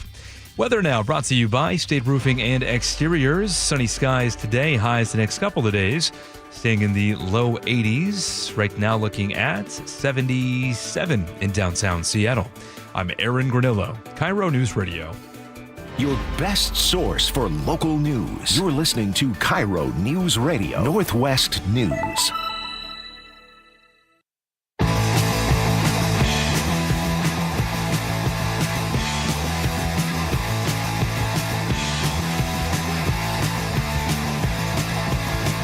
Welcome back to the show. We are very pleased to join in.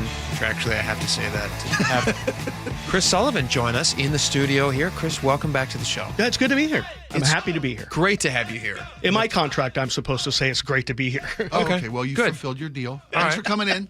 Thank you Great for to be being here. Yeah.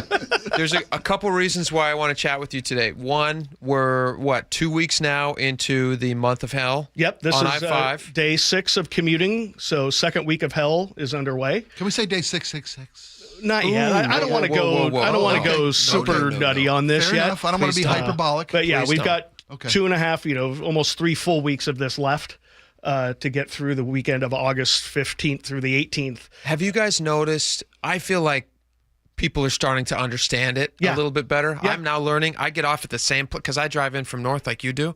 I get off at Northgate now every day, and then I take side streets from there. So I avoid that bottleneck that happens right there at Northgate. Yeah, what I've noticed over the since Wednesday of last week is people started going primarily to 405. When you have that choice up in Linwood, they're going to 405. And now 405 has become a much worse commute than I-5 itself. Nice. Even though I-5 is the one that has had the main issues. So Monday, Tuesday, Wednesday-ish, I-5 was terrible. Don't get me wrong, it's still terrible today. Yeah, it's still horrible. But, Double at least, but if not more. it has shifted a little bit. At one point this morning, 405 was running about 20 minutes slower than I-5. Wow. 405 was bumper to bumper all the way down. So at one point it was like an hour and 20 minutes from Linwood to Bellevue, but only an hour from Linwood to Seattle.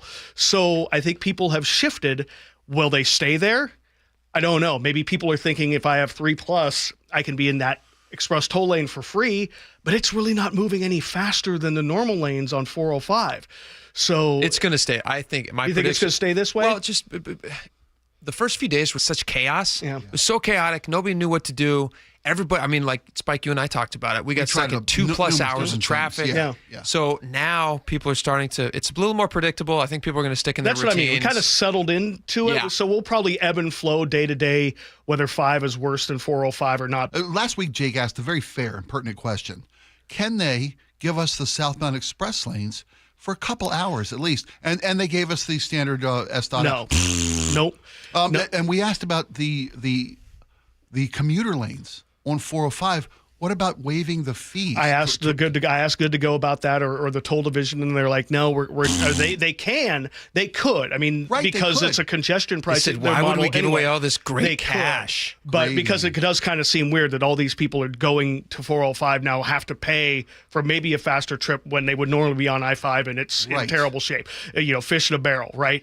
But no, they don't seem interested in that either. And again, other than those two things, I'm not sure there's really a lot they can do to try to, other than those people two things do that other actually things. would help, sure. Yeah, I mean, Yeah. you could use light rail, but then again, what's the news this morning from the light rail platform in Linwood? We had a person shot there this morning. I'm not saying light rail isn't safe, but again, it's a consideration with public transit. Yeah. I mean, like it always has been, but just something to keep in mind. And a lot of people may not want to use light rail, but That's again, why it's I a don't good take option. it. I don't like getting shot. Yeah. Or stabbed. I'm also understand not that. inclined to get Someone to pay to stabbed. store my bike. Yeah, that's also very Much- true. much Yeah, worse. Well, I mean, I you also don't tried, wanna- and I it was tried. more of a pain in the It was what than more- else. more So Quick pain, question more time. for you. Yeah. Did you see that they're going to start allowing pets for free on these trains? Yeah. I don't like that. I guess they're trying to just fill them up. They're like, listen, we got like a ton of room. Nobody's taking these things. You might as well fill it with animals. Well, just imagine what Bark in the Park is going to be like if everybody taking their dog on light rail to the T-Mobile Park for that. Who's going to clean up all the urine? I'm thinking the stain. Well, of that's the train. not even from the dogs. Okay, yeah, sorry, that's terrible. No, this that's was absolutely terrible. But you laid that one up for me. I'm glad you made the joke. This was a setup to get to that joke. Yeah. All this was this a was ruse. all, and we planned this entirely like Operation crazy. Stain in the train. Here's another one. Ready? With all these animals on the train, what are we going to do about all that feces? Yeah, come on, it's the same joke. I'm not going to go there. Okay. No. All right. All right. So yeah, that's kind of interesting. I mean, people love their dogs. Well, you're right. I mean, you're right. Who's going to clean that? All right, real fast. We're running out of time. You sent an interesting article earlier, and you're like, you sure you want to talk to me about this? I'm not like the sports guy. But I thought it was interesting. AI has their predictions. People are looking ahead. We're right on the cusp of Seahawks season happening, and they have now tried to get a prediction from, is this Gemini that they use? Yeah, they used Google's Gemini. And, in the past, to predict where teams are going to end up this season. Yeah, and the Seahawks are not good. Not good. And again, this isn't new or novel. I mean, when Madden comes out, or things like that, they have run 1,000 simulations to kind of predict the season. Or Probably people do way this. more than that. Yeah. But with AI, now they can go. AI has the understanding of, okay, what were the offseason trades? Who's the new person? Who are the new coordinators? How's this person going to work out? How's that person going to work out? Oh boy, there's an injury. So they ran through their Gemini program, and the Seahawks are supposed to finish last in the NFC West. They said 49ers 7-10. 49ers are supposed to finish 12-5. Again, this is all stupid AI speculation. Right. 49ers are top 12-5. Then the Rams 10-7. Then the Cardinals 8-9, and then the Seahawks 7-10. Yeah. Do you think that's at all accurate? It is a very new Seahawk team.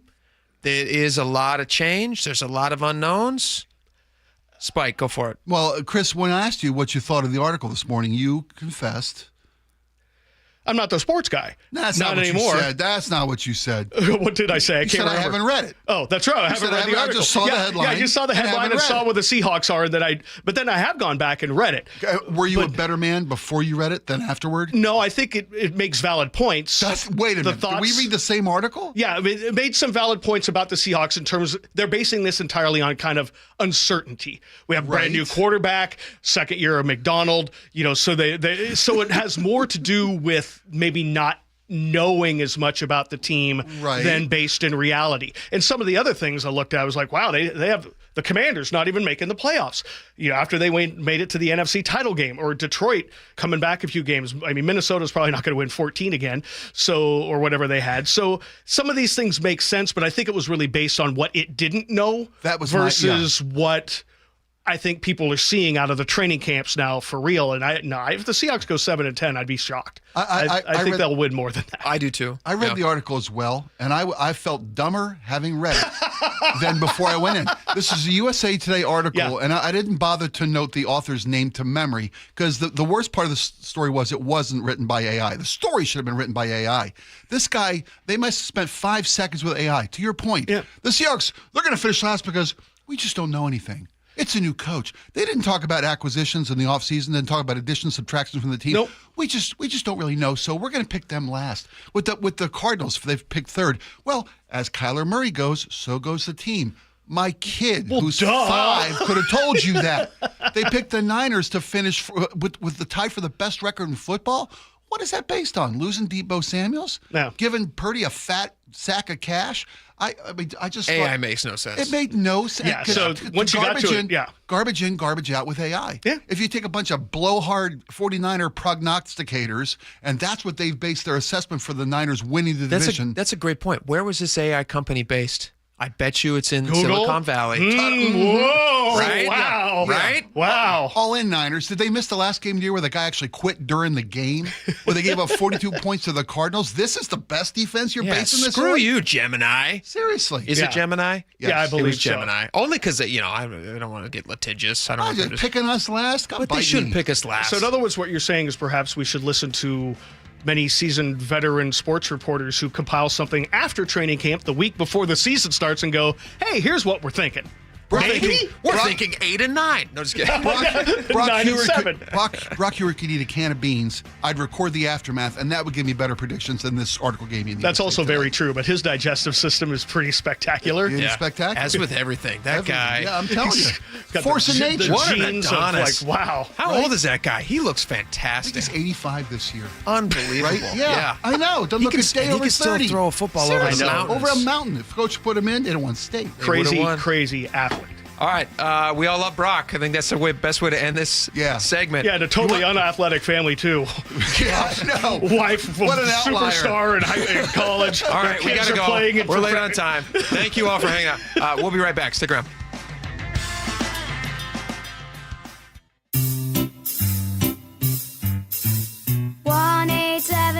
Cards for Kids. KARS Cards for Kids. 1-877 Cards for Kids. Donate your card today. 1-877 Cars for Kids. KARS Cars for Kids. 1-877 Cars for Kids. Donate your car today. Ready to get rid of that old car? Donate it to Cars for Kids. Call 1-877-CARS-FOR-KIDS to reach a friendly live agent. Donation's super easy, and your car can be picked up as soon as tomorrow. Call us now, 1-877-CARS-FOR-KIDS. That's Cars with a K to donate your car today. 1-877 Cars for Kids. Donate your car today. Did you know you can donate real estate too? Go to carsforkids.org. That's carsforkids.org.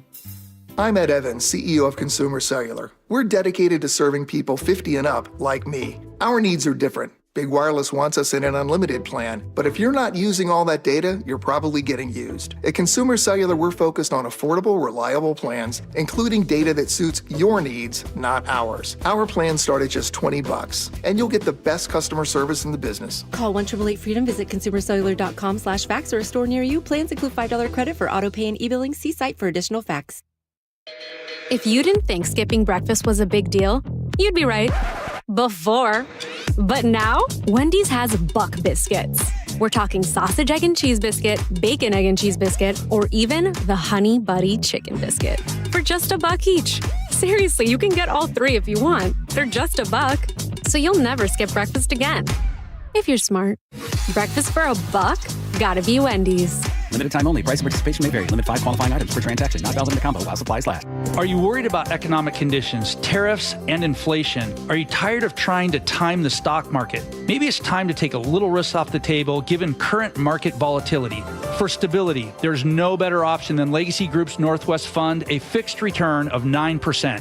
Hi, I'm Scott Rirucka, CEO of Legacy Group Capital in Bellevue. We've been running local real estate investment funds for over 18 years with zero investor losses, averaging double-digit returns since inception, and we also accept IRAs. Over 1,000 local investors have invested over $250 million in our Legacy family of funds. Feeling uneasy? Don't gamble your hard-earned money or risk your retirement. Legacy Group's Northwest Fund, returning 9%, has limited openings for new investors right now. Call 425-635-4700 or visit LegacyG.com. That's LegacyG.com. This is not investment advice. Legacy investments available to accredited investors only. Details at LegacyG.com. It's a new year, but many seniors are struggling with the same old problem: high prices and rising property taxes. We're here with our friend Steve Teitler of Best Mortgage, and he says a reverse mortgage may be the answer. Many seniors cannot afford to stay in the home they love. A reverse mortgage gives them access to equity in their home without having to sell. They can pay off their mortgage if they have one, and maybe pull some extra cash out of their home, and best of all, they have no mortgage payment the rest of their life. But as you always say, a reverse mortgage is not for everyone. That's right. Avoid the high-pressure sales pitch from those out-of-state call centers. I give you a consultation, not a sales pitch. I'll tell you if a reverse mortgage is right for you, and I always tell you if it's not. Honest advice you can trust from the reverse mortgage experts. Best Mortgage, the VA loan experts and debt consolidation specialists too. 425-649-6000. Best Mortgage, 425-649-6000. Hey, Spike O'Neill here with Dr. Matthew Sharp, owner of Sharp Vision Modern LASIK and Lens. Dr. Sharp, I keep getting questions from our listeners. When's the right time to have this procedure? My eyes are changing. Should I wait until they're done changing? Well, I always tell patients, do it now. Don't wait. Whatever age you are, and that's part of the mission of Sharp Vision, is that whatever age you are, whatever prescription you have, we try to find a procedure that works for you. When you're young, LASIK and PRK are great procedures. As we get older, the refractive lens exchange becomes more appealing because that can fix whatever glasses prescription, whether you're farsighted, nearsighted, or have astigmatism, and it fixes it permanently so you don't develop cataracts, and it allows you to see near without glasses. Do what I did. Schedule a consultation to learn everything you need to know from the best Sharp Vision Modern LASIK and Lens. 425-451-2020 or go online to sharp-vision.com. That's sharp with an E-vision.com. Are you looking to hire? ZipRecruiter finds the best candidate for your job fast. Try ZipRecruiter for free at ziprecruiter.com/free. ZipRecruiter.com/free. Upgrade your view with Lake Washington windows. Buy one window or door and get the second at 50% off through July. Visit LakeWashingtonWindows.com for details. Want to see the Seahawks take on the Raiders at the preseason home opener August 7th? KIRO Newsradio is giving away 4 tickets. Just listen to Seattle's morning news all week from 6 to 9 for the daily code word. Then open the KIRO Radio News app, tap the Win tab, and enter. You can enter once a day from July 23rd through 28th to boost your chances. Full details at mynorthwest.com/win. We'll see you at the game.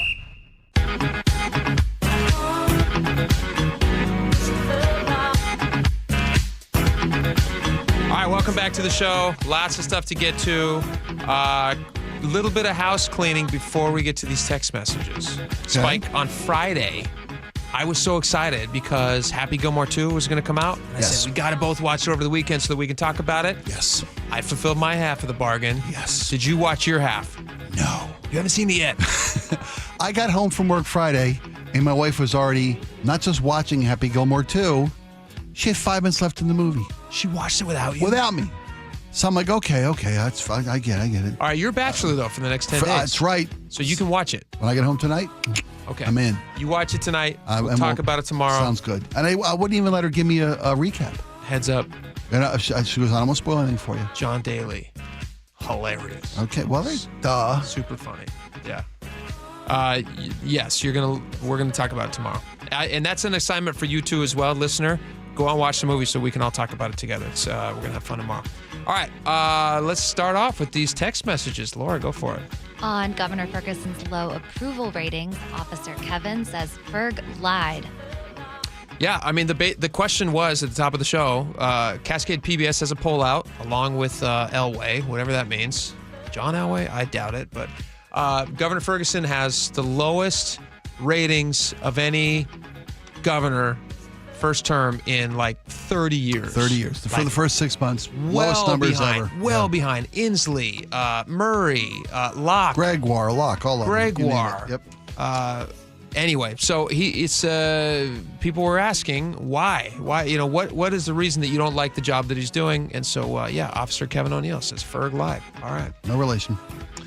Dave says, time for a moderate Republican to come in and pull back spending and reorganize our government. It would be interesting to see, because again, Washington has not had a Republican governor in like 40 years now. Mm-hmm. It would be interesting to see, because everywhere else, I wonder if this would be okay for the very blue voters of Washington. Put a Republican in the big office, you still have the House. That's what balanced government looks like. Everything. You bet. And yes. So there could be some balance there. They'd have to work things around. If you want things passed, you'd have to, Yeah, exactly. Compromise would have to happen. Yeah, that wouldn't be the worst thing in the world.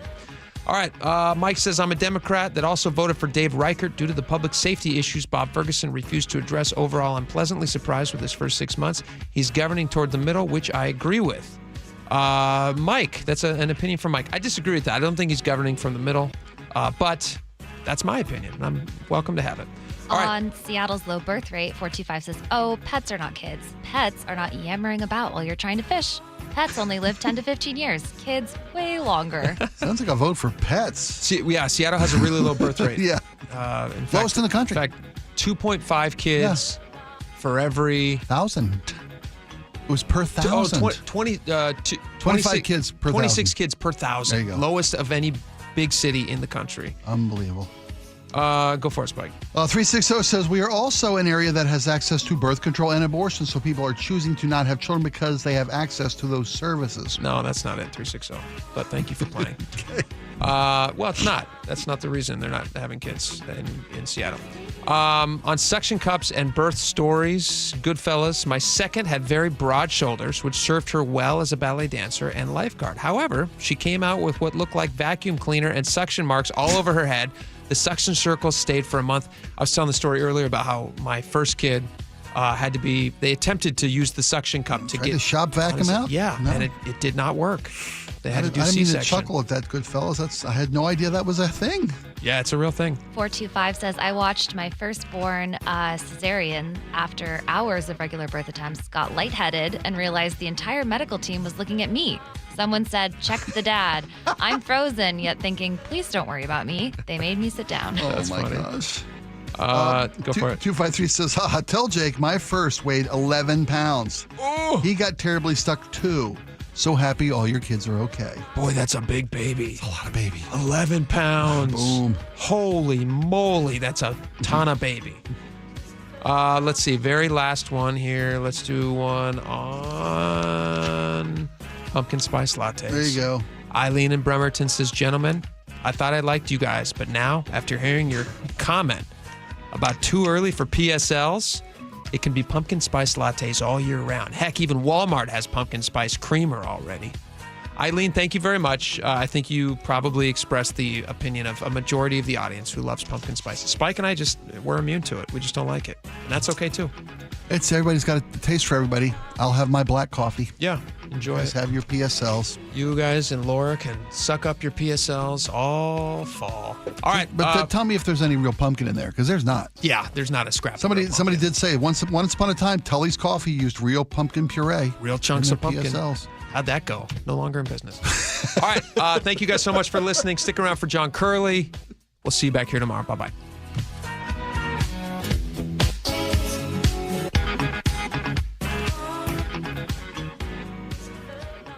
Stay ahead of our summer traffic nightmare with Chris Sullivan's Choke Points, presented by Carter Subaru. The new interchange in Snoqualmie of I-90 and SR-18 was supposed to get rid of the Sunday backups.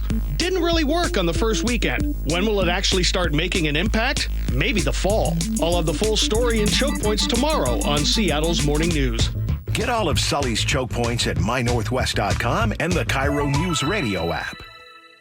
Seattle home prices, well, they just keep going up, and you might be ready to take advantage. If you're getting ready to sell or just moved into a new home, now is the time to get a thorough inspection of your crawl space and attic. And don't do it yourself. You don't want to be crawling around in there. You probably don't even really know what to look for. It's Mike Salk here, and Crawl Pros will go where you don't want to, so you can know if there's